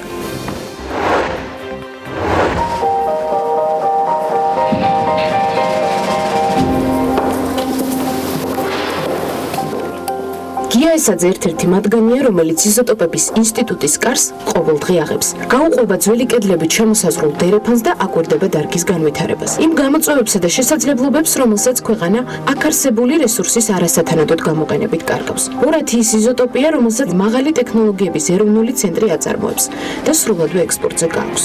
ისიც იმიტომ, რომ ადგილობრივ ბაზარზე მოთხოვნა უბრალოდ არ არის. გამოწვევებს შორის სახელდება სახელმწიფოს პასიურობა. სახელმწიფოს როლი ძალიან მნიშვნელოვანი არის ამ თემებში. იქ სადაც თქვენ გინდათ რომ მოვიდეს ინვესტორი, რომელიც ასეთ $10 მილიონ ჩადებს ამ თემაში, მაგრამ პირველ რიგში მას აინტერესებს სახელმწიფოს დამოკიდებულება ამ დარგისადმი. იმიტომ რომ თუ არ არის დაინტერესებული, ეს იმას ნიშნავს, რომ არც სურს, ასე ვთქვათ, ამის განვითარება და ხვალას მოიმოქმედებს ამ მიმართულებით, არავინ არ იცის როგორ შეიძლება ასე დარგობრივი პოლიტიკა და როგორ იქნება ის ხვალე. აქტიურად სახელმწიფოს პოზიცია ამ შემთხვევაში არის გარანტი. და მაინც, რა თანხებს კარგავს ქვეყანა, როცა არ იყენებს იმ რესურსს, რომელიც უკვე თითქმის 60 წელია აქვს. კითხვაზე პასუხი, როგორც აქ ამბობენ, მარტივია. თუ ინვესტორმა ჩადო $100 მილიონ, მაგალითისთვის, ეს იმას ნიშნავს, რომ ყოველ წელს მან უნდა მიიღოს სუფთა მოგება, ყველა დაბეგრის შემდეგ 20 მილიონი. მოგების ნორმა თქვენს მიერ წარმოებულ პროდუქციაში თუ ჩავთვლით რომ 20%-ია, ნახოთ თქვენი წლიური წარმოება მასშტაბი უნდა იყოს $100 მილიონ. ანუ 100 მილიონი დოლარი უნდა შემოვიდეს ყოველწლიურად საქართველოში, რომელიც მე აქ ლარზე გადახურდავდება და ასე ვთქვათ, ლარით გადავიხდით ელექტროენერგიას, ხელფასებს და ასე შემდეგ, ასე მარტივი შეფასება არის. აი ამ მასშტაბის ციფრებზეა ლაპარაკი. რომელიც შეიძლება იყოს 50 და შეიძლება იყოს 200. ალბათ დამეთანხმებით, რომ რიცხვები ნამდვილად საინტერესოა, ახლა რაც შეეხება თავად დარგს და მიმდინარე პროცესებს. ნახშირბად 13, ჟანგბად 18 და ბორი. როგორც ცენტრის დირექტორი იუწყება, ამ პროდუქტებზე მოთხოვნა მსოფლიოს მასშტაბით ყოველწლიურად იზრდება. C13 დღეს უკვე აქტიურად გამოიყენება მედიცინაში, უჭის დიაგნოსტიკის ალტერნატიულ საშუალებად. თუმცა საქართველოს დიაგნოსტიკის ამ მეთოდს რესურსის არარსებობის მიუხედავად მაინც არ იყენებს. ვისაც ზონდი გადაუღლავია მე ვფიქრობ, რომ მეორე ამის გაკეთების სურვილი არ აქვს. როგორც სკრინინგული საშუალება. იმისათვის, რომ მიიღოთ ინფორმაცია, არის თუ არა ინფექცია, რა თქმა უნდა, C13 იზოტოპი თქო, მისაღებიადი და უალტერნატივოა. ცოტა მეცაც ვიტყვი, რომ ადვილი შესამოწმებელი არის თუ ის ინფექცია, რომელიც აღმოაჩინა ამ დიაგნოსტიკის მეთოდმა, ექვემდებარება თერაპიულ მკურნალობას. ხშირად ვსაუბრობთ ელექტროენერგიის ალტერნატიულ წყაროებზეც. ამ კუთხით კი მსოფლიომ უკვე 10 წლეულებია დაიწყო მუშაობა. ერთ-ერთი მოწინავე კი ჩინეთია, სადაც აქტიურად მუშაობენ და გამოიყენებენ ატომურ რეაქტორებს, როგორც ალტერნატიულ ენერგორესურსს. ყოველ წელს დაახლოებით ჩინეთში მსოფლიოში შედის 2 ატომური რეაქტორი. დღეისთვის თუ არ ვცდები, უკვე 30 ატომურ რეაქტორამდე ჩინეთს აქვს. ამოცანა არის ახლოს წლებში დაასრულა ეს პროგრამა და 50 რეაქტორი იყოს ჩინეთში. ნუ თუ მიიღებთ ხედველობაში, რომ ჩვეულებრივ, ასე ვთქვათ, აი ამ ვირტუალური რეაქტორის სიმძლავრე არის გიგავატიდან 2 გიგავატამდე დაახლოებით, მაგრამ 100 გიგავატი ენერგია შეემატება ჩინეთს და იაფეთარაც ეს მომენტი დღეს არსებობს და ამიტომ არსებობს პოტენციალური ძალიან მნიშვნელოვანი ინტერესი ჩვენი პროდუქტის ბორის მიმართ. ამ ეტაპზე მაღალი ტექნოლოგიების ეროვნულ ცენტრში 80-მდე თანამშრომელი მუშაობს. მათგან კი ყველაზე ხანში შესული 93 წლისაა. ერთ-ერთ გამოწვევად ახალგაზრდა კადრების ნაკლებობად სახელდება. თუმცა ადგილზე მაინც შევხვდით ახალგაზრდებს, რომელთაც თავიანთი პროფესიული გზა ამ დაწესებულებას დაუკავშირეს. დღეს დარგის პოპულარიზაცია ნაკლებად ხდება. შესაბამისად, ბევრმა არც კი იცის, რომ ქვეყანას მსგავსი ტიპის წარმოება აქვს. გამოწვევები ბევრია, რომელიც შესაბამისი უწყებებისგან უკვე წლებია ადეკვატურ ნაბიჯებს ითხოვს. რა მოგებაზე მუშაობს დღეს ეს უნიკალური წარმოება? როგორც ცენტრის აღმასრულებელი დირექტორი ამბობს, ბოლო 2 წელიწადში მოგება დაახლოებით 10 ჯერ არის გაზრდილი. ამის შემდეგ კი მგონი ყველაფერი ნათელია. და მორიგი ბიზნეს მედია ლანჩი უნდა წარმოგიდგინოთ ამჯერად სასტუმრო მუზეუმში ანზორ მეხრიშვილს, ვიდეო საქართველოს კიბერ და ინფორმაციული საფრთხეების განყოფილების ხელმძღვანელს, სანდრო გოცირიძეს კიბერუსაფრთხეების ექსპერტს, ლევან ბოძაშვილს უშუალების საბჭოს მდივნის ყოფილ მოადგილეს და ნიკოლოზ გაგნიძეს საქართველოს იუსტიციის სამინისტროს მონაცემთა გაცვლის ააგენტოს თავმჯდომარეს უმასპინძლეთ. თემა ალბათ რთული გამოსაცნობი არ არის, კიბერუსაფრთხეობა, ფიშინგი, მისგან მომდინარე საფრთხეები და სახელმწიფოს და კერძო სექტორის პასუხისმგებლობები და ვალდებულებები. ლანჩის სრული ვერსია შეგიძლიათ PMG-ს Facebook გვერდზე ნახოთ და მოისმინოთ მის მცირე მონაკვეთს კი საქმიანი დილის მაყურებელს თავაზობთ.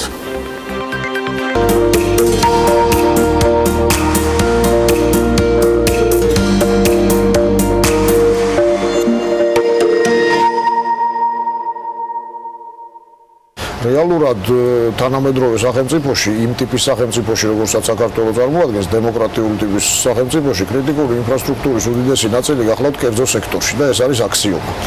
სახელმწიფო დემოკრატიული პროცესის შედეგად ყიდულობს მთელ წყებას სერვისებისას, რომელიც მისთვის არის სასიცოცხლოდ აუცილებელი. ეს გახლავთ მაგალითად ინტერნეტის მოწოდება, ეს გახლავთ საბანკო სექტორი, ჯანდაცვის სფერო, სადაზღვეო სექტორი და ამის ჩამოთვლა უამრავია. დემოკრატიულ სახელმწიფოებში სწორედ ეს დარგები წარმოადგენს კრიტიკულ ინფრასტრუქტურას. მაგალითად, ამერიკის შეერთებული შტატებისთვის ეს გახლავთ 16 დარგი და მათ შორის მხოლოდ ერთ-ერთია სახელმწიფო სექტორი და გახლავთ ატომური ენერგეტიკა, ჩვეულებრივი ენერგეტიკული სექტორი, არ ვიცი, ქიმიური მრეწველობა, ინდუსტრია, ასე შემდეგ, ზოგი მათგანი საქართველოს აქვს, ზოგი არ აქვს. ევროპული ქვეყნებისთვის, ევროკავშირის წევრი ქვეყნებისთვის ეს გახლავთ 14-მდე, ასეთი 12-დან 14-მდე სექტორი, რომელიც ჩათვლილია კრიტიკულ ინფრასტრუქტურა და რომელსაც კანონმდებლობა ავალდებულებს, რომ მასში განთავსებული ინფორმაცია ან ამ სერვისების უწყვეტობა, ბიზნეს უწყვეტობა დაიცვას გარკვეული სტანდარტით. ეს შეიძლება იყოს ISO სტანდარტი, შეიძლება ამერიკული ქვეყნებისთვის, ანგლოსაქსონური ქვეყნებისთვის იყოს NIST სტანდარტი, მაგრამ ყოველ შემთხვევაში სტანდარტი. საითგან მიყავს საუბარი? საქართველოში ეს არის რადიკალურად სხვაგვარად. საქართველოში კრიტიკული ინფრასტრუქტურა მოიცავს მხოლოდ სახელმწიფო სექტორს. ანუ უტრირებულად რომ ვთქვათ, სახელმწიფო სექტორის რომელიღაც ძალიან მცირე წარმომადგენელი, ვთქვათ, რომელიმე სიპი, რომელიც არანაირ კრიტიკულ სერვისს არ ქმნის, ის გარკვეულ დაცვას ექვემდებარება და ვალდებულებაც აქვს და შესაბამისად იუსტიციის სამინისტროს დეას მეშვეობით მისი მონიტორინგის განხორციელება შეუძლია, მაგრამ ისეთ მსხვილ წარმომადგენელს სამედიცინო ბაზრისა, როგორიც გახლავთ, ვთქვათ, ცენტრალური ჰოსპიტალი, გნებავთ რომელიმე არ ვეხები საბანკო სექტორს, ვინაიდან საბანკოს კარგად აქვს და რეგულირებული, მაგრამ რომელიმე მსხვილი სადაზღვევო კომპანია, რომელშიც უზარმაზარი სენსიტიური ინფორმაციაა ჯანმრთელობის შესახებ, მათ შორის ჩვენი უმაღლესი თანამდებობის პირებისა, ისინი არანაირ დაცვით ვალდებულებას არ განიცდიან. გარკვეულწილად თქვენი ინციდენტიც, პირველი ინციდენტიც, ამის ნათელი მაგალითია, იქნება ეს გამოწვეული, იქნება შემთხვევითი, იქნება მიზანმიმართული, ამას მნიშვნელობა არ აქვს გამოძიება რაც დაადგეს. მნიშვნელოვანია, რომ დღევანდელ საზოგადოებაში მასმედია ეროვნული უსაფრთხოების კერძო ხელში მყოფი მასმედია ეროვნული უსაფრთხოების ერთ-ერთი მნიშვნელოვანი აქტორია, ერთ-ერთი მნიშვნელოვანი სუბიექტია, რომელზე თავდასხმა ან რომლის, თქვათ, ბუნებრივი ინციდენტის შედეგად გამოთიშვა შესაძლებელია გამოიწვიოს არეულობა, გარკვეული წყვეტა და ასე შემდგომ. განსაკუთრებით მნიშვნელოვანი იქნება ეს წინასაარჩევნო პერიოდში. დავამატებდი, რომ სწორი მიდგომა აბსოლუტურად ეფექტიანი სახელმწიფო არის სახელმწიფო, რომელსაც შეუძლია ყველა სექტორში სწორი პრიორიტეტების განსაზღვრა და იქ დაგეგმა შემდეგ უკვე შესაბამისი პოლიტიკისა ნებისმიერ სფეროში. ამიტომ სახელმწიფოებრივი მიდგომა ჩვენ არ შეგვიძლია უგულებელყოთ, რამდენად მნიშვნელოვანია, რომ დანარჩენ სექტორებში, კერძო თუ ინდივიდუალურში ადამიანებმა მოახდინონ რეაგირება ამაზე. ჩვენ არა ვართ ჯერ კიდევ ისეთი შემოყალიბებული ტიპის სახელმწიფო, სადაც პირიქით ხდება. ანუ მოსახლეობის მოლოდინი უფრო სახელმწიფოს მიმართ არის, ვიდრე ინდივიდუალური გათვითცნობიერებიდან სამწუხაროდ, ამიტომ სწორედ სახელმწიფოა ჯერ კიდევ და ალბათ კარგი ხნის განმავლობაში იქნება ის განსაზღვრელი ამ პრიორიტეტებისაც და შემდეგ შესაბამისი პოლიტიკებისა, რომელსაც აი სტრატეგიის ბატონიკოს თქვენ ამ პასუხისმგებლობას გრძნობთ? ნამდვილად. გრძნობთ ამ პასუხისმგებლობას. არათუ გრძნობს ქმედით ნაბიჯებსაც დგავს ხოლმე ამ კუთხით. მინდა გითხრათ, რომ კერძო სექტორმა თავის თავზე იფიქროს ჯერ და სახელმწიფო მერე დაეწევა ან სახელმწიფოსთან მერე იურთიერთოს, ხო? ესეთი მიდგომა ალბათ არ გამოადგება სულ მცირე, იმიტომ რომ ჩვენ მაგალითად სახელმწიფო უწყება ვართ და ვფლობთ ძალიან დიდ ინფორმაციას იმ ინციდენტების შესახებ, რაც საქართველოს კიბერსივრცეში ხდება. ამ ინფორმაციას ვიღებთ საერთაშორისო წყაროებიდან. რაც შეეხება კრიტიკულ ინფორმაციულ ინფრასტრუქტურას. ჯერ ერთი ვიტყვი იმას, რომ როდესაც ჩვენი სააგენტო შეიქმნა და დაიწერა კანონი ინფორმაციული უსაფრთხოების შესახებ, თავიდან სახელმწიფო მიფიქრა, რომ კრიტიკულ ინფრასტრუქტურაში შევიყვანოთ მხოლოდ სახელმწიფო უწყებები, იმიტომ რომ ქვეყანამ დაინახოს, რომ ჩვენ თავზე ვზრუნავთ და ჩვენ ამას ვაკეთებთ და ეს კარგია, ეს არ არის ცუდი, ეს გვეხმარება თავდაცვაში და ასე შემდეგ. და შემდგომი ეტაპი იყო ზუსტად ის, რომ კერძო სექტორიც მოგვეცვა ამ კრიტიკული ინფრასტრუქტურის ნუსხაში. შეგვეტანა მათი ორგანიზაციებიც. ეხლა დადგა ის მომენტი, როდესაც ვსაუბრობთ უკვე როგორც ეროვნულ ბანკთან, ასევე სემეკთან და კომუნიკაციების მარეგულირებელ კომისიასთან და ჯანდაცვის სამინისტრო თავად მოვიდა და მომართა ამ საკითხთან დაკავშირებით და ვსაუბრობთ იმაზე, რომ ეს ორგანიზაციები, რომლებიც კრიტიკულ ინფრასტრუქტურას ფლობენ, ასევე დავავალდებულოთ ამ კანონის მოთხოვნების შესრულებაზე. ეს კანონი რასაკვირველია, ახლა 7 წელია გასული მიახლოებით და შესაძლებელია, ბევრი რამ არის დასამატებელი, თუნდაც აღსრულების მექანიზმები არის ჩამოსაყალიბებელი, რომელიც ამჟამად არ დევს კანონში და ჩვენ სააგენტოს არანაირი უფლება არ აქვს, რომელიმე უწყება თუ არ ასრულებს მოთხოვნებს, რაიმე ვთქვათ, არ ვიცი, ადმინისტრაციული ან ნებისმიერი სანქცია განვახორციელოთ. ბატონ ნიკოლოზის გაჟღერებულ თემას გამავრცობ, რომ მნიშვნელოვანი აღსრულების მექანიზმი იყოს მარეგულირების მხრიდან. წელს შემთხვევაში მინიმალური იქნება იმ კომპანიების რაოდენობა, რომელიც თავის სურვილით იზრუნებს გარკვეული ინვესტიციის ჩადებაზე კიბერ და ინფორმაციული საფრთხეების მექანიზმების დასანერგად. რაც კომერციულ ბანკებთან კარგად გამოვიდა, ის უნდა გამოვიდეს სხვა სფეროებშიც.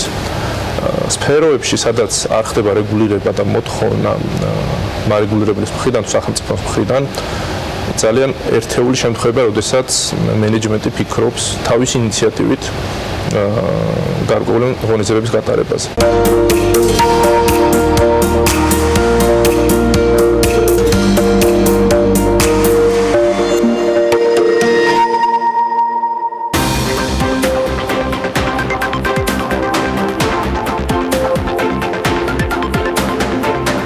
საქართველოში არის ბევრი ისეთი კომპანია, რომელთა დაარსების ისტორიაც ისეთი მწყობრი ბიოგრაფიით თუ განვითარების ეტაპებით მოიწონებს თავს, როგორც ჩვენი ერთგული პარტნიორი კომპანია ნოვა არის. საერთაშორისო სერტიფიკატები, ხარისხის ნიშანი, პარტნიორები, ადგილობრივი თუ საერთაშორისო ფინანსური ინსტიტუტები და საექსპორტო ბაზრები, რომელიც მათი სარეალიზაციო პროდუქტის 7-8%-ს იკავებს ამ მოცემულობით და მომავალი, რომელიც შემოსაზღვრული არასდროს არ არის. მნიშვნელოვანი ამბებით გახსნეს 2019 და არც ტემპს აგდებენ, მიუხედავად ძალიან ბევრი გზაში წამოწეული პრობლემისა, რომელიც სხვა გადაწყვეტილებას უკავშირდებოდა სახელმწიფო შტოებიდან.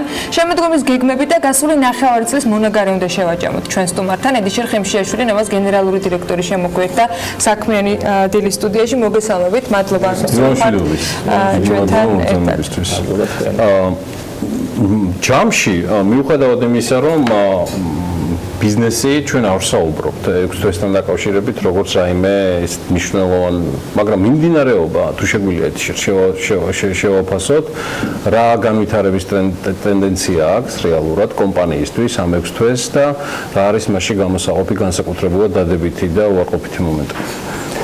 კი ბატონო, პირველ რიგში აუცილებლად მინდა მოგილოცოთ ეთერში გასვლა და მინდა გისურვოთ, რომ ძალიან დიდხანს იყოთ ქართულ ტელევიზიაში, იმიტომ რომ ბიზნესისთვის ნამდვილად კარგ საქმეს აკეთებთ და ამ საერთადასტურება ჩვენს თავზე მივიღეთ. რაც შეეხება განვითარებას, ჩვენი კომპანიის მე გავყოფ ორ ნაწილად. ერთი შიდა ფაქტორები, რომელიც კომპანიის გადასაწყვეტი იყო და თვითონ უვლიდა და უყრიდა თავს, მეორე გარე ფაქტორები, რომლებიც ამ ბოლო დროს საკმაოდ ესე რომ ვთქვათ, პრობლემატიკ იყო და რომელმაც საკმაოდ ხისტად იმოქმედა ჩვენს ბიზნესზე. დავიწყოთ შიდა ნაწილით, თქვენ მოგეხსენებათ 2019 წლის დასაწყისში ჩვენ გავხსენეთ ახალი წარმოება, დავიწყეთ ახალი მიმართულებების წარმოება, ეს არის სახურავის მიმართულებით მეტალოკრამიტის ფორმის წარმოება, ასევე 10 ტონიანი პოლიეთილენის წყლის ავზების წარმოება, რომელიც უკვე გაშვებული არის და რეალიზება ხდება უკვე ბაზარზე. გარდა ამისა დავიწყეთ ესე რომ ვთქვათ, საქართველოში პირველად საგზაო ბარიერების წარმოება პოლიეთილენის ნაწარმის, რომელიც საქართველოში არასდროს არ წარმოებოდა და ეს შემოდიოდა იმპორტზე. იგივე ამ საქონლის წარმოება შეუძლია იგივე ჩვენთან ადგას, ამიტომ ამისთვის დამატებითი რესურსის განსაკუთრებული არ მოქცევია. წარმოების მიმართულებით დავხვეწეთ ის სფეროები, რომლებიც ჩვენს მიმართულებას წარმოადგენდა ყოველთვის. ეს რაც შეეხება ჩვენ წარმოებას, რადგან ჩვენ მიმართულებით განსაკუთრებულად აქტიურები ვართ და ჩვენ დევიზით რა თქმა უნდა მთელი წლის განმავლობაში არის ის, რომ ჩვენ გვქნით ქართულს და მისახურებით ამის ესე ვთქვათ მრავალფეროვან სეგმენტს. რაც შეეხება წარმატებებს კომპანიისას, მინდა გითხრათ, რომ წარმატ კომპანია ესე თუ ისე წინ მიიწევს, თუ ავიღებთ გაყიდვების მონაცემებს, გაყიდვების მიმართულებით ვიზრდებით, თუმცა ეს რეალურად გამოწვეული არის ახალი ბიზნესში ახალი მიმართულებების დამატებით და არა იმ მიმართულებების ზრდით, რომელიც ჩვენ აქამდე გვქონდა. ანუ კომპანიის გადაწყვეტილება, რომ მოეხდინა დივერსიფიცირება რაღაც ნაწილში ბიზნესის, გამართლებული აღმოჩნდა, იმიტომ რომ ამ ჩვენ მივიღეთ შედეგი, რომ რეალიზაციის ნაწილში გავიზარდეთ. რაც შეეხება მოგების ნაწილში, კომპანია ვერ გაიზარდა გარკვეული ფაქტორებიდან გამომდინარე და ერთ-ერთი მნიშვნელოვანი ფაქტორი იყო ამაზე უარყოფითი კურსდაშორის სხვაობა და უკვე გადავდივართ იმ საგარეო ანუ კომპანიაზე არ დამოკიდებული ფაქტორებზე, რომელმაც იმოქმედა კომპანიაზე საკმაოდ ცუდად, ესე რომ ვთქვათ.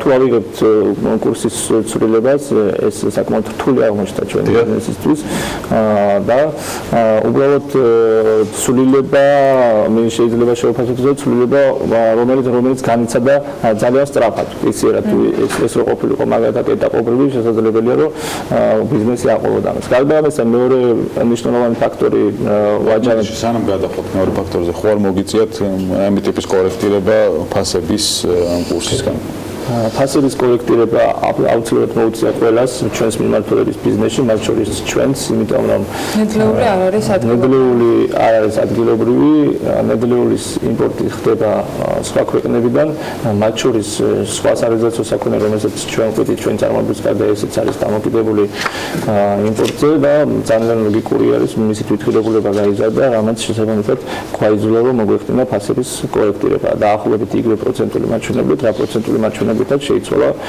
კურსი. კი ბატონო. მათ შორის იმ ჩამონათვალში, რომელიც ეგრეთ წოდებულ ოქროს სიაში ხდებოდა, რამაც ძალიან ბევრ კომპანიას შეუქმნა პრობლემები მისი გაუქმების შემდეგ. აი ეს ეტაპი რა გამოწვევა აღმოჩნდა და რამდენად არის გადალახული ყველა ის პრობლემა, რომელზეც თქვენ საუბრობდით გადაწყვეტილების პარალელურად, რომელიც იყო რაღაც ერთ თვეში აღსრულებად. ესე შევაფასოთ რომ ხშირად ისმის საკითხი რომ კომპანიებს უწევდათ ისედაც რომ ეს თანხები გადაიხადეთ ეს უბრალოდ ტაქსაუბარი არის იმაზე რომ ეს მონაკვეთი გადახდის პერიოდი შემცირდა.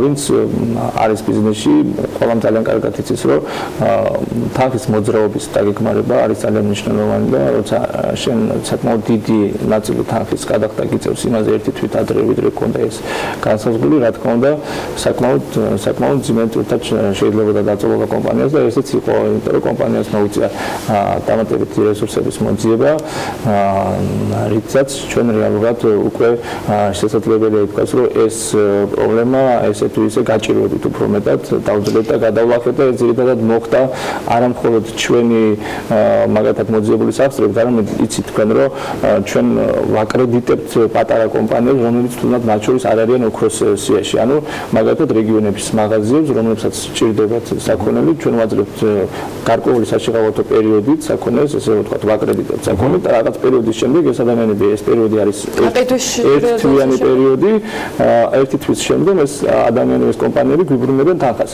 რეალურად ჩვენ შევეცადეთ რომ ამ მიმართულებიდან უფრო მეტი თანხები ამოგვიღო, რადგან მიგვემართა ეს ზუსტად იმ დერიგეს თანხების დასაფარად. 30-იანი პერიოდი პირდაპირ შეესაბამებოდა ჩვენი კონსიგნაციის ვადებს, იმიტომ რომ 30 დღის საშეღავათო პერიოდი ქონა დერიგესთვის და ზუსტად ეს 30-იან პერიოდში ვახდენდით ამ საქონლის რეალიზაციას და შემდგომში მინიმუმ 20%-ის რეალიზაციას ვახდენთ, სადაც 18%-ს მინიმუმ დერიგეს გადასახადის. ეს ერთჯერადად მოხდა თქვა ეს თანხების ამოღება თუ ეს მოდელი შეიცვლება მომავალში ურთიერთობის პატარა კომპანიებთან. რეალურად განსაკუთრებულად მოხდა ეს ერთჯერადად, თუმცა ამ წელში ამის ცვლილებას ვერ დავგეგმავთ, იმიტომ რომ ეს არის უკვე შეთანხმებული კონტრაქტით განსაზღვრული პირობები, რომელსაც ვერ შევცვლით, თუმცა მომავალი წლიდან შევხედავთ როგორი ფინანსური მონაცემები გვექნება და რამდენად იმოქმედა ამ ყველაფერმა ჩვენს ფინანსურ მონაცემებზე, იმიტომ რომ ეს სულ ეხლა ხანს დაიწყო ეს ერთიანი პერიოდი არ გვაქვს, ამიტომ ანალიზის გაკეთება სრული ჯერჯერობით შეუძლებელია. ნახოთ როგორი შედეგები დაიწყო, მაგის მიხედვით იქნება გადაწყვეტილება მიღება. თქვენ შემოდგომისთვის გეგმავდით სასწავლო ცენტრის გახსნას პროფესიული მიმართულებით იმისათვის, რომ კადრები, რომელიც კომპანია ნოვა სჭირდებათ, არა მხოლოდ თქვენ, იყვნენ მაღალკვალიფიციურები.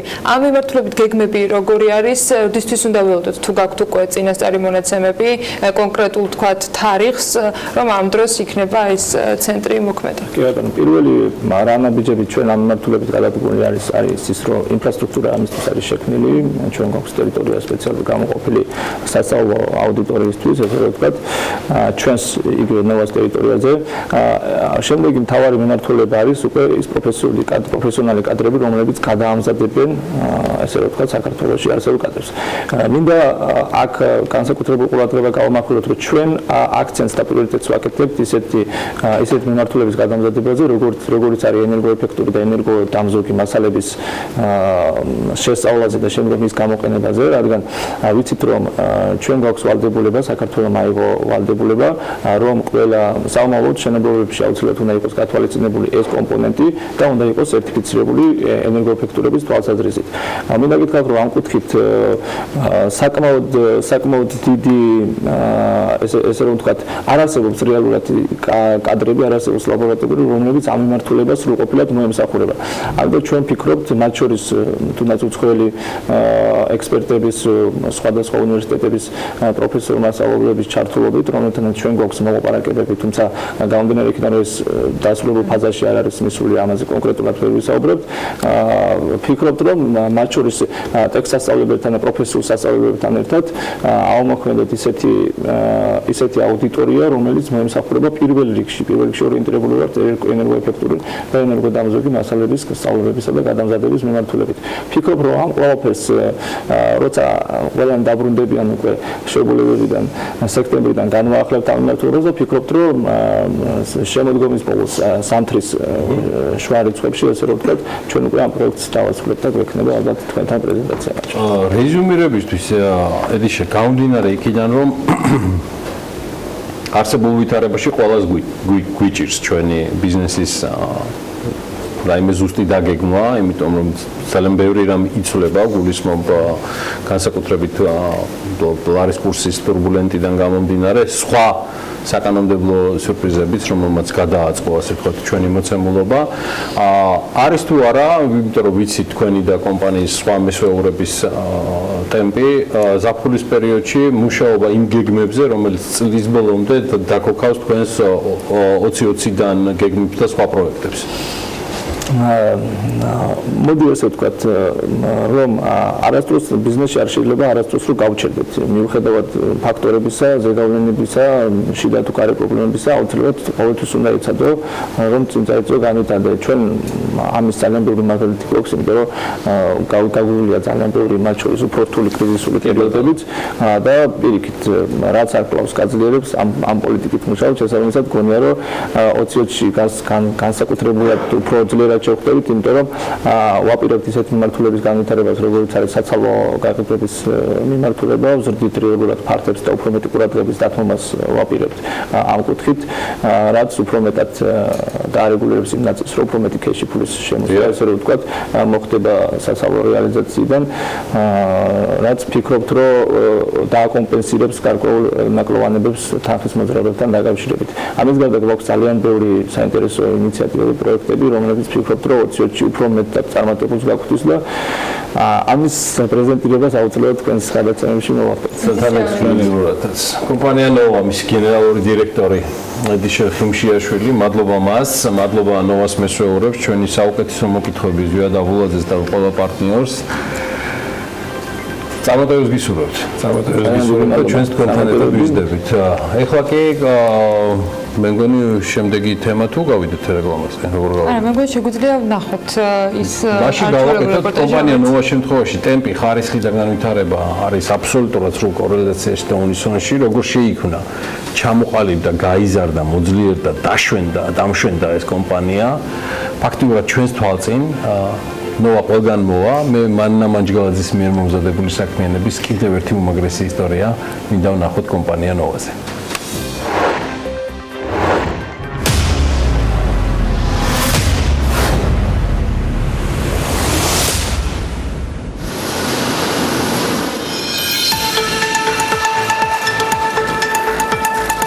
კომპანია სახელი დაარქვეს, მაშინ არ იცოდნენ რა აზრი უნდა ჩაედოთ, რა დანიშნულება უნდა ჰქონოდა, ან ლოგო რა უნდა ყოფილიყო. მარკეტინგული წიაღსვლები ბიზნესის დაწყებიდან რამდენიმე წლის შემდეგ გაიგეს. დღეს უცნაურად ჩანს და ისმის, მაგრამ ასე არაფრისგან იწყებოდა მაშინ თითქმის ყველაფერი. ეს სახელწოდება ასე ნოვაცია და სიახლეთ იკითხება. სინამდვილეში დამფუძნებლების სოფლების სახელწოდებების ინიციალებია. ნოვა ანუ ნასაკირალი, ორთაბათუმი, ვაშლოვანი და ახალშენი. ასე დაიწყო მაშინ და დღეს უკვე EBRD-ის პარტნიორები, მათი მხარდაჭერით აწყობილი ბიზნესის წარმომადგენლები არიან. მათ აუდიტორულ დასკვნებს საერთაშორისო უთხოვნში შესული აუდიტორული კომპანია Deloitte-იდებს. ასე შეიძლება შეცვალოს ცხოვრება, როცა საკუთარ თავს სხვა სტანდარტებს უყენებ და განვითარებაზე ფიქრობ. თუმცა ეს ფიქრები თავიდან მხოლოდ იმით შემოიფარგლებოდა, რომ თავი გადაერჩინათ. ოჯახი შეენახა. ნომამდე ზვიად აბულაძის გზა სხვა მარჩენალზე გადიოდა. 16 წლის ჩამოვიდა თბილისში. გპის კავშირგაბმულობის ფაკულტეტზე ჩააბარა და ქვეყანაც აირია. აღარაფერს წვდებოდა მამის, სკოლის დირექტორის ხელფასი. და როცა მისი თანატოლები მუშაობას თაკილობდნენ, ის სწავლობდა და მუშაობდა. პირველი უცნაური გამოხედვაც თანატოლისგან იგრძნო. გული ეთკინა, მაგრამ ეს მისი მოტივაცია გახდა. მაშინ ცოტა უხერხული იყო, როცა სტუდენტი კაცი რაღაცას ყიდულობდი და მახსოვს რაღაცნაირად გამეხუმრა, მაგრამ ეს ხუმრობა ჩემთვის ერთგვარად ტკივილიც იყო და ამავე დროს მოტივაციაც იყო, რომ მე დაგანახებ ხვალ ზეგ სად ვიქნები. მე ახლობლებთან ერთად ჩაერთო ყიდვა გაყიდვის ფერხულში. რუსეთიდან ჩამოქონდა შაქარი ან თურქეთში გადაქონდა სპილენძი და ყიდდა. პირველად სპილენძი რომ ვიყიდი აქ და ავტობუსით გადავიტანე თურქეთში და გავყიდე. აი ეს იყო ჩემი პირველი ნაბიჯი, პირველი ფულით ვიყიდე ეგრეთ წოდებული ვიოლეტის შარვალი თურქეთში და კიდე ეგრეთ წოდებული მოხარშული ჯინსები ყოფარი რომლებსაც ძახდნენ პირამიდებს, რომელიც წავედი და ჩემი დანაზოგით ვიყიდე ეს მახსოვს ძალიან კარგად. პირამიდა შარვლის და მოხარშული ჯინსების თაობას სრულიად სხვა ცხოვრება ერგო. აქ მთავარი იყო ოჯახში ნავთის, პურის, შაქრის ფული ქონოდა. დიდ პერსპექტივებსა და ნათელ მომავალზე უპერსპექტივო ქვეყანაში არ და ვერ გეფიქრებოდა. ხოდა როცა არჩევანის წინაშე დადგა, კიბის ბოლო საფეხურიდან მოტრიალდა. დაივიწყა ძველი პროფესიაც და პროტექციით ნაშოვნი სამსახურიც. ეულის მამამ და ამაჩემა თხოვეს ერთ-ერთ მაღალ ჩინოსანს ბათუმში სახელმწიფო უსაფრთხოებაში დამეწყო სამსახური. კიბეებზე რომ ავდიოდი, ბოლო საფეხურზე რომ ავედი ძალიან მაგრად დავფიქრდი, რამდენად იქნებოდა ჩემთვის საკმარისი იქაღებული ხელფასი, რომ სტუდენტი მეუღლე და ბავშვი შემენახა. მე მივხვდი რომ იქ დავრჩებოდი და ჩავრჩებოდი და უბრალოდ ძალიან გამიჭირდებოდა. დღეს იმ გაზ 24-ს მარჩენალს ეძახის. 90-იანებში რომ იყიდა და წითელი ხიდიდან ბაზრამდე გზა გათელა. როცა მოძლიერდა სოფლის მეურნეობის პროდუქტების გატანა, უკვე ვლადიკავკაში დაიწყო. ძღოლიც იყო, მტვირთავიც, მუშაც, გამყიდველიც, იყო მოგებაც და წაგებაც. ცხოვრება მაჩვენა, როგორ შეიძლება შეიცვალოს ყველაფერი. ყველა საფეხური მაქვს აბსოლუტურად გავლილი, გამეყიდია 1 კოლოფი სიგარეტიც, გამეყიდია 1 კილო კარტოფილიც და გამეყიდია 8000 ტონა რაღაცაც უკვე. 24 გაზელმა შეცვალა. გაზელი მართალია მეორადმა, მაგრამ მაინც მერსედესის მაცივარმა. ასე გრძელდებოდა წლები. უკვე დანაზოგიც გაჩნდა და აღარ ჩიში იყო რა ვაჭამო შვილებს. ამ დროს წამოვიდა შეთავაზება და დაიბადა ნოვას იდეაც. 2006-ში ხუთმა დაიწყო და ეს ერთობა ხუთივემ შეინარჩუნა. ამას თავისი ახსნა აქვს, სრული გამჭვირვალობა და აქედან მოსული ნდობა, სრულად გადანაწილებული ფუნქციებით. შეზღუდული პასუხისმგებლობის კომპანია როცა ესწრებოდა, მისი საწესდებო კაპიტალი იყო მინიმალური 200 ლარი და ყველა ამას ასე აკეთებდა. თავიდანვე მოვიტანეთ და ნოვას საწესდებო კაპიტალი გავხადეთ 300,000 ლარი. თავიდან ნოვა მხოლოდ იმისთვის შეიქმნა, რომ სამშენებლო მასალები შემოეტანა და გაეყიდა. ეს იყო ბაზრის მოთხოვნა. ზვიადი ხშირად ამბობს, მთავარია დრო და ადგილიო. დრო ქვეყნის განვითარებას და მშენებლობების ბუმს დაემთხვა. ადგილი კი მშენებელთა მთავარ ლოკაციას. ნოვას ისტორია 90 კვადრატული ნაქირავები ფართით იწყება. აქვე ელიავას მიმდებარე ტერიტორიაზე. დღეს უკვე ნოვას კვადრატული მეტრები სხვა ციფრებში გადადის. 2017 წლის ბოლოს ვიყიდეთ აი ეს ტერიტორია, რაც $1,400,000 მეტი გადავიხადეთ, ხოლო ბათუმი და თბილისი ერთად დაახლოებით 12 მილიონი ლარის ინვესტიცია გაკეთდა მთლიანად ჯამურად. ისო დრო უკარნახა და ბიზნესმა სხვა მიმართულებით განვითარება მოითხოვა. მაშინ როცა დამკვეთმა, ნოვა შემოტანილი პროდუქციის ადგილზე წარმოება დაიწყო. ისიც მიხვდა და ფეხი აუწყო. 2011 წელს პირველი საწარმო გახსნეს. ეს უკვე ბათუმია, სადაც EBRD-ის მხარდაჭერით ნოვამ რამდენიმე დღის წინ თანამედროვე სტანდარტების საწარმო გახსნა. სახურავები ფერის ფორმის მიხედვით, თაბაშირ მუყაოს პროფილები, მეტალოპლასტმასის წარმოება, ავზები, 250-მდე პროდუქტი. ნოვა თავისი მიმართულებით ერთადერთი აღმოჩნდა, რომელთანაც EBRD-მა თანამშრომლობა დაიწყო. აქამდე კი საერთაშორისო სტანდარტები და ასეთივე ნაწარმით მივიდა. აქვე იყო ფინანსური გამჭვირვალობა და სანდოობაც. ახლა ხანს ქონდა ბათუმში მეორე გახსნა, ერთი თბილისში გავხსენით საწარმო ახალი ხაზები, ინფრასტრუქტურა ასევე ბათუმში ახლა ხანს დავამთავრეთ ეს პროექტი მთლიანად, რაც ითვალისწინებს 3 მილიონი ევროს 15%-ის უკან დაბრუნებას. ანუ 450,000 ევროს კომპანია მიიღებს საჩუქრის სახით იმისთვის, რომ კიდევ უფრო მეტი ფინანსური თუ ასე შესაძლებლობები ქონდეს.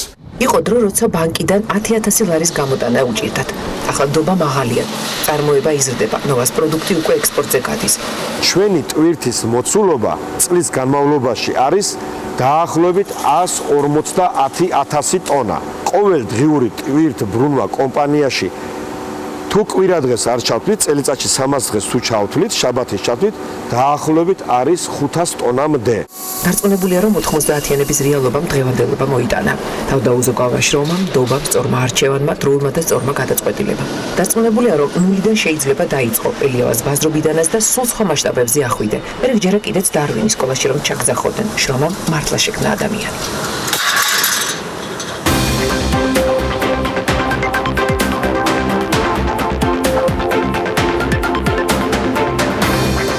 პარასკევი ტელეპიროზე ანალიტიკას დროა. ჩვენ მიუხედავად 2 თუ 3 დღიანი შატდაუნის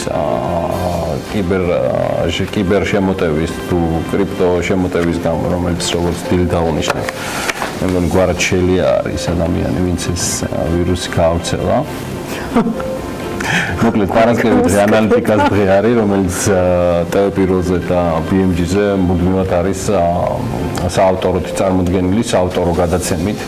ამ საავტორო გადაცემას მუდმივად თქვენთვის ბოლო რამდენიმე წლის განმავლობაში ელინე კვანჭილაშვილი უძღვება. ჩვენ ერთგვარად შევესწრებით პარასკევის მცირედი ფორმატის რეტროსპექტივა შემოგთავაზოთ. დღეს ყოველ პარასკევს დაახლოებით როგორ იქნება დაანონსება ანალიტიკას იმ 3 ეთერისა, რომელიც 2019 წლის 9 სექტემბრიდან გაგრძელდება, ცხადია, ელენე კვანჭილაშვილის ავტორობით. კიდევ ერთხელ დილამშვიდობის. მაპატიე რომ შენ წარდგენამდე გვარეშელი. ეს რა თემები შეეცადე, არც თუ იოლი კვირის შემდეგ რომ თავი მოგეყარა, რომელიც ჩათვალე მნიშვნელოვნად საიმისოდ, რომელიც ერთის მხრივ 16 აგვისტოს იქნება უკაცრავად წარდგენილი და წარდგენილია დღეს ჩვენს მიერ და მეორეს რომ რეზუმირებას უკეთებს სეზონს. დიახ, ზუსტად ამ კუთხით ვიფიქრეთ ჩვენ ერთი რა თამასაც ვერ გავექცევით, ცხადი არის რომ არის ისევ ანაკლიის კონსორციუმის და ანაკლიის პორტის ბედი, იმიტომ რომ გავიგეთ რომ კონტი ჯგუფი ტოვებს კონსორციუმს და აქ უკვე საუბარი არის არა მხოლოდ მენეჯმენტიდან გასვლაზე, არამედ უკვე აქციონერობაზე ამბობს ამერიკელი ინვესტორი და როგორც ჩემდგარი ფაქტი და შესაბამისად ამაზე ვისაუბრებთ ჩვენი ესე ვთქვათ ამ ნაწილის და ამ სექტორის მიმომხილველი სალომე მეცხვარიშვილიც მუშაობს ამ თემაზე ამ დრომდე. პირადად შენთვის გამომდინარე იქიდან რომ პალიტრაში ანაკლიას კონსორციუმის და ამ თემის რჩება კიდევ ერთი ძალიან მნიშვნელოვანი ამერიკული მდგენელი, ეს არის SSA მარინი, რომლის როლიც და ფუნქციაც არანაკლებ მნიშვნელოვანი თუ უფრო მეტი არ იყო ამ პროექტში, რა შეფასებას მისცემ კონტის გასვლას, აი ყველანაირ ემოციურ და ინსტიტუციონალურ დონეზეც როგორც ინვესტორის. კი, ვიფიქრე ამაზე, ჩემს ედიტორიალშიც ამაზე ვსაუბრობ. ორი რაღაც არის, რაც ზუსტად ვიცი, რომ ამ ფორმით ამერიკელი ინვესტორის გასვლა, თუ ჩვენ კონტექსტს გავითვალისწინებთ და ესე ვთქვათ, წინ რა უძღოდა ამ ყველაფერს, ცხადი არის, რომ ბიზნეს გარემოსთვის იქნება გარკვეულწილად დამაზიანებელი და გულბრყვილოები უნდა ვიყოთ, რომ კვალს დატოვებს. ცხადია, რომ კვალს დატოვებს. თუმცა SSA მარინის დარჩენა არის მნიშვნელოვანი კომპონენტი, მაგრამ აქ არ უნდა დაგვავიწყდეს, რომ სწორედ SSA მარინის მოთხოვნა არის ის მთავარი მოთხოვნა, რომელიც ბოლო პერიოდში გავიგეთ ჩვენ, როდესაც ის ამბობს, რომ თუ ვერ ვაზღვევთ და გარანტია არ არსებობს ტვირთებთან დაკავშირებით, მაშინ იქნებ ეს იყოს 10 წლის განმავლობაში ერთადერთი ღრმაწყლოვანი პორტი. ეს დათქმა რაც SSA მარინის კონტო და არა კონტის ან შემთხვევაში ასხობს.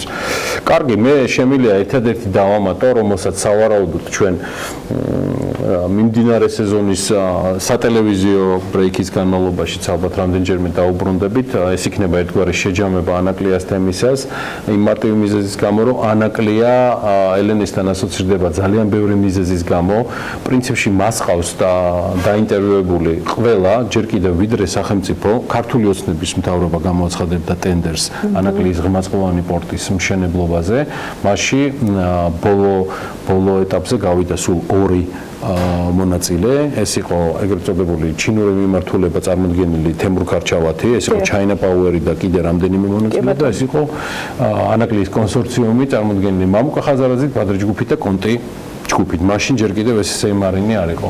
მე ვფლობ ინფორმაციას, მხოლოდ ამ შემთხვევაში შემიძლია ინფორმაციის დონეზე გითხრათ და ასევე ჩემ მეჭვებს, რომ სწორედ ბატონ თემურ ქარჩავასთან და ამ კომპანიასთან აპირებს დღევანდელი ხელისუფლება გააგრძელოს საქმიანი ურთიერთობა. ეს არის ის ინფორმაცია, რაც მე მაქვს, რომელსაც ჩვენ დადასტურებულად გადავამოწმოთ უახლოესი დღეების განმავლობაში და წარმოგიდგენთ და ასევე ვფლობ ინფორმაციას, რომ ამასთან დაკავშირებით უკვე შედგა პარტია ქართული ოცნების თავმჯდომარის ბიძინა ივანიშვილის და თემურ ქარჩავას შეხვედრა, რომელიც სავარაუდოდ მე მგონი სხვა თემა არ უნდა ყოფილიყო, თუმცა რას არ მოიფიქრებს კაცი, შეიძლება სხვა თემაზეც უკვე ისაუბრეს ანაკლია სპორტის წინა პრეტენდენტმა და ქართული ოცნების პარტიის დღევანდელმა თავმჯდომარემ. ამ მიმართულებით ანალიტიკას საინტერესო დეტალი გადაცემაში და აქვს არქივი, რომელიც ყველაზე უნიკალურია, მე მგონი, რაც BMG-ს და პირადად ანალიტიკას გააჩნია. ელენე, ეს შუა დღის ეთერი. რას გეგმავს საღამოს ეთერისკენ და ალბათ ყველაზე მნიშვნელოვანი გამოწვევა დღის შეჯამება, რომელშიც მიუხედავად 16 აგვისტოსი ვერ ავსდით ვერც მე, ვერც შენ, BMG-ს ვერც ერთი გუნდი, რომ მიმდინარე ამბები იმდენად დახუნძლულია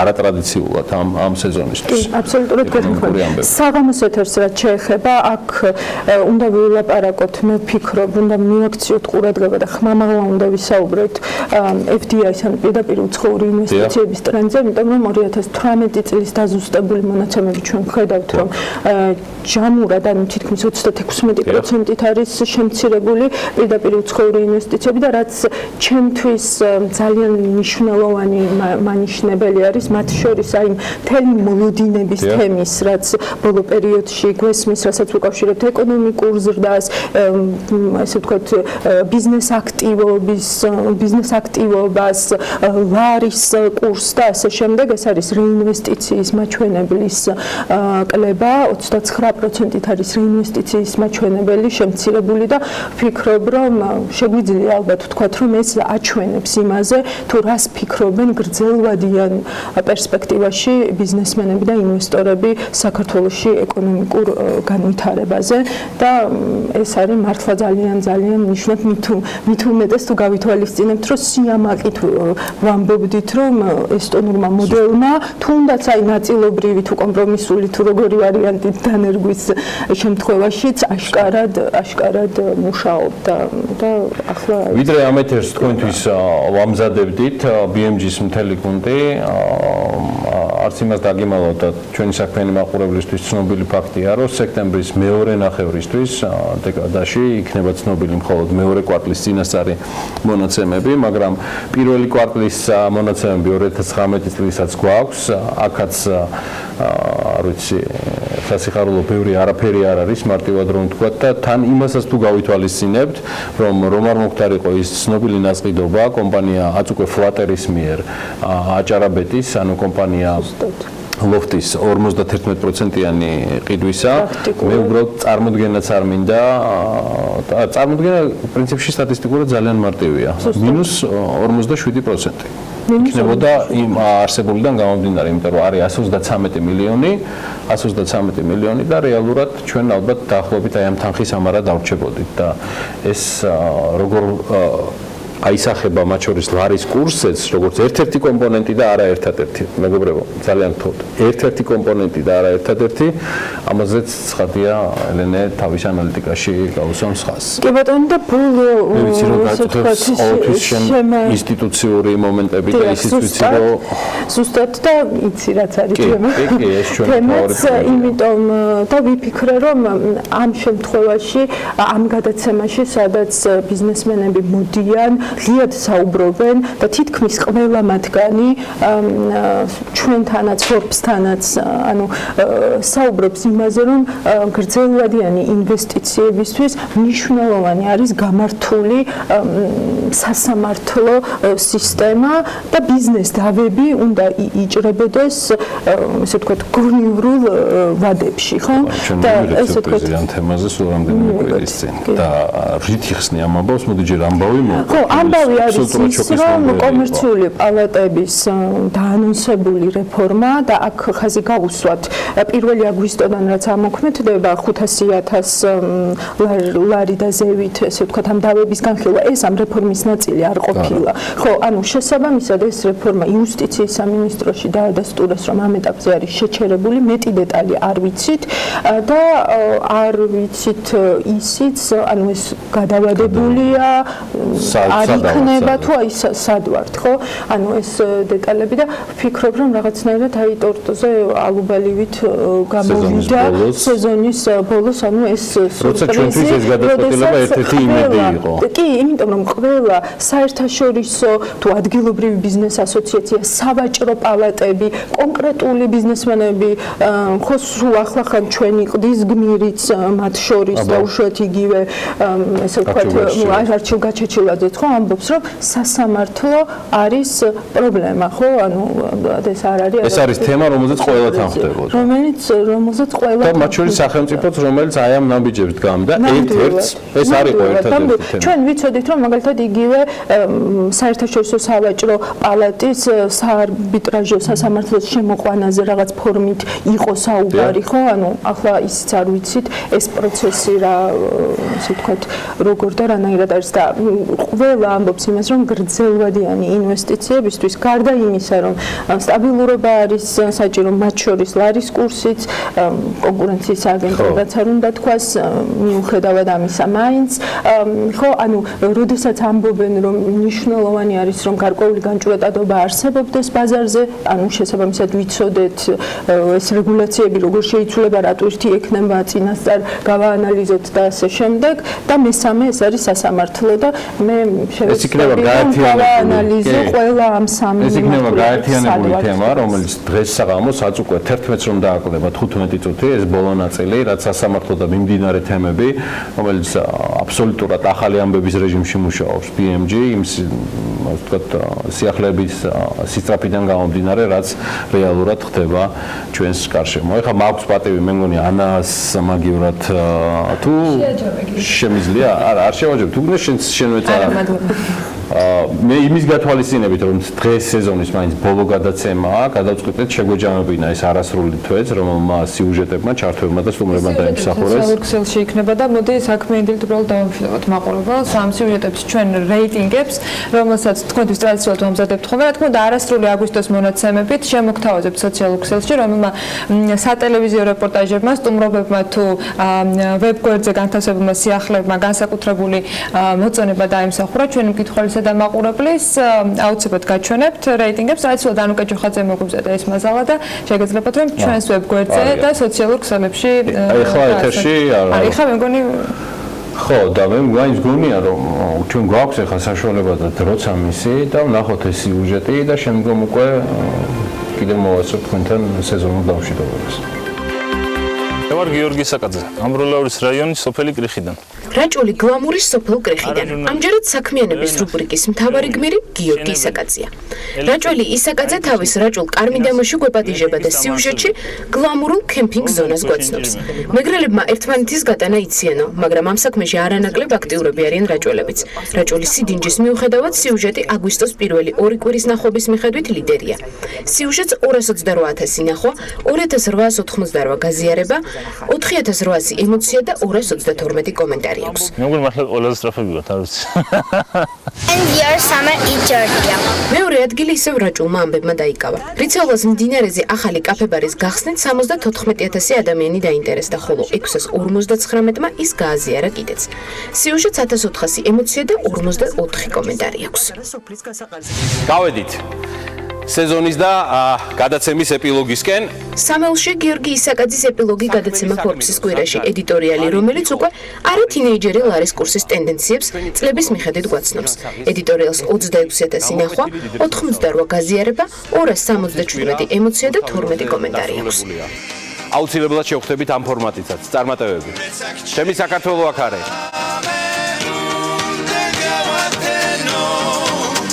ჩემი საქართველო აქ არის. ფილმმა ამინდებმა ალიასკაში ორაგულები მასობრივად ამოწყვიტა.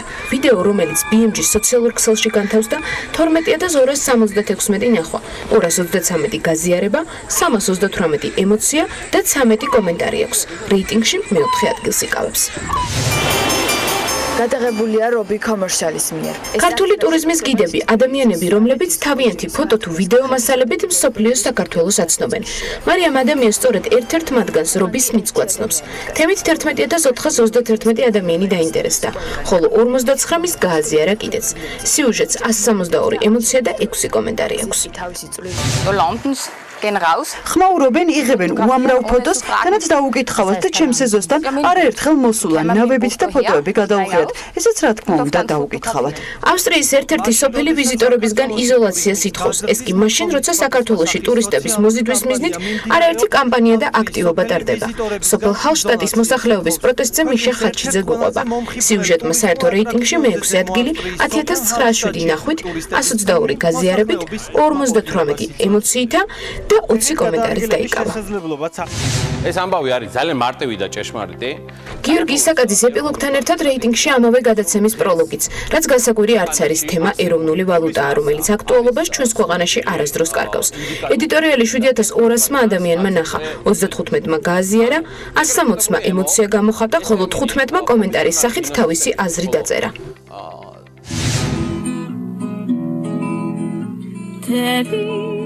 დაგაზები და ლურჯი ხანები ლარი საქანელაძე მერვე ადგილზე 6,945 ნახვით, 58 გაზიარებით, 97 ემოციითა და 2 კომენტარით 23 წლის ლარის ისტორიაა, რომელსაც ინოლა გურგულიას ცნობილი მელოდია ფონად გასდევს.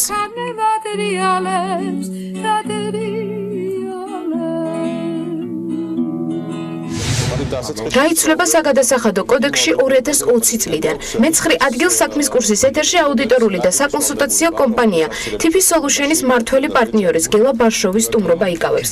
თემით 4,893 ადამიანი დაინტერესდა. 36-მა ის გააზიარა, 60-მა კი ემოცია გამოხატა. და ბოლოს, რეიტინგს ქართული ინოვაციური სტარტაპი ასრულებს. მარიამ ადამიანი ციფრულ ექიმზე გუყვება, რომლის იდეის ავტორიც 20 წლის გეგა თათულიშვილია. სიუჟეტს 4,817 ნახვა, 58 გაზიარება, 68 ემოცია და 5 კომენტარი აქვს. ამიტომაც ჰობი და საქმე გაერთიანა. ტრადიციულად სატელევიზიო პროდუქტებთან ერთად ახლა მთვარე BMG-ის ყველაზე კითხვად სიახლეებსაც გადავალოთ და შემდეგ დავბრუნდეთ ეთერში. 2019 წლის აგვისტოს პირველი ნახევრის ყველაზე კითხვადი სიახლეებია. 8184 ადამიანმა წაიკითხა სიახლე იმ ქვეყნების შესახებ, საიდანაც საქართველოში ყველაზე მეტი ვიზიტორი შემოდის. სიახლე რეიტინგში მე-10 ადგილზეა. მე-9 ადგილი კი მამუკა ხაზარაძის Facebook პოსტმა დაიკავა, სადაც TBC ბანკის დამფუძნებელი საზოგადოებრივი მოძრაობის დაწყებას სექტემბრიდან კიდევ ერთხელ აანონსებს. სიახლეს 8208 ნახვა აქვს. განადგურებული ინფრასტრუქტურა და ჩავარდნილი სეზონი, ოკუპირებული აფხაზეთი ტურისტების გარეშეა. სიახლით 8341 ადამიანი დაინტერესდა. საპენსიო სქემიდან გასულები რეკავენ და გთხოვენ გასვლის განცხადება გავაუქმოთ. ამის შესახებ საპენსიო სააგენტოს ხელმძღვანელმა ლევან სურგულაძემ დასაქმებულთა მიერ საპენსიო სისტემის დატოვების კომენტირებისას განაცხადა. კომენტარს 9541 ნახვა აქვს. რეიტინგში ხვდება უცხოეთის სიახლეებიც. ამერიკის შეერთებულ შტატებსა და გერმანიას შორის ურთიერთობა იძაბება. შტატები გერმანიიდან ჯარის გაყვანას გეგმავს. გერმანიისა და ამერიკის შეერთებული შტატების ურთიერთობით 10,071 ადამიანი დაინტერესდა. მთავრობა სამსახურეობრივი ავტომობილების გამოყენებას დაბეგრავს. საგადასახადო კოდექსში 2019 წლის 1 სექტემბრიდან ძალაში შესასვლელ ცვლილებებს 10,822 ადამიანმა გადაავლო თვალი. როგორი მდგომარეობაა ტურისტული სეზონის თვალსაზრისით ქობულეთში? ამ კითხვის დასმა სასაცილოა, რადგან საქართველოში ტურისტული ბიზნესი საერთოდ ჩავარდა და არ არსებობს. ასე შეაფასა ქობულეთის ერთ-ერთი სასტუმროს მფლობელმა წლევანდელი ზაფხულის სეზონი. სიახლეს 12210 ნახევარს.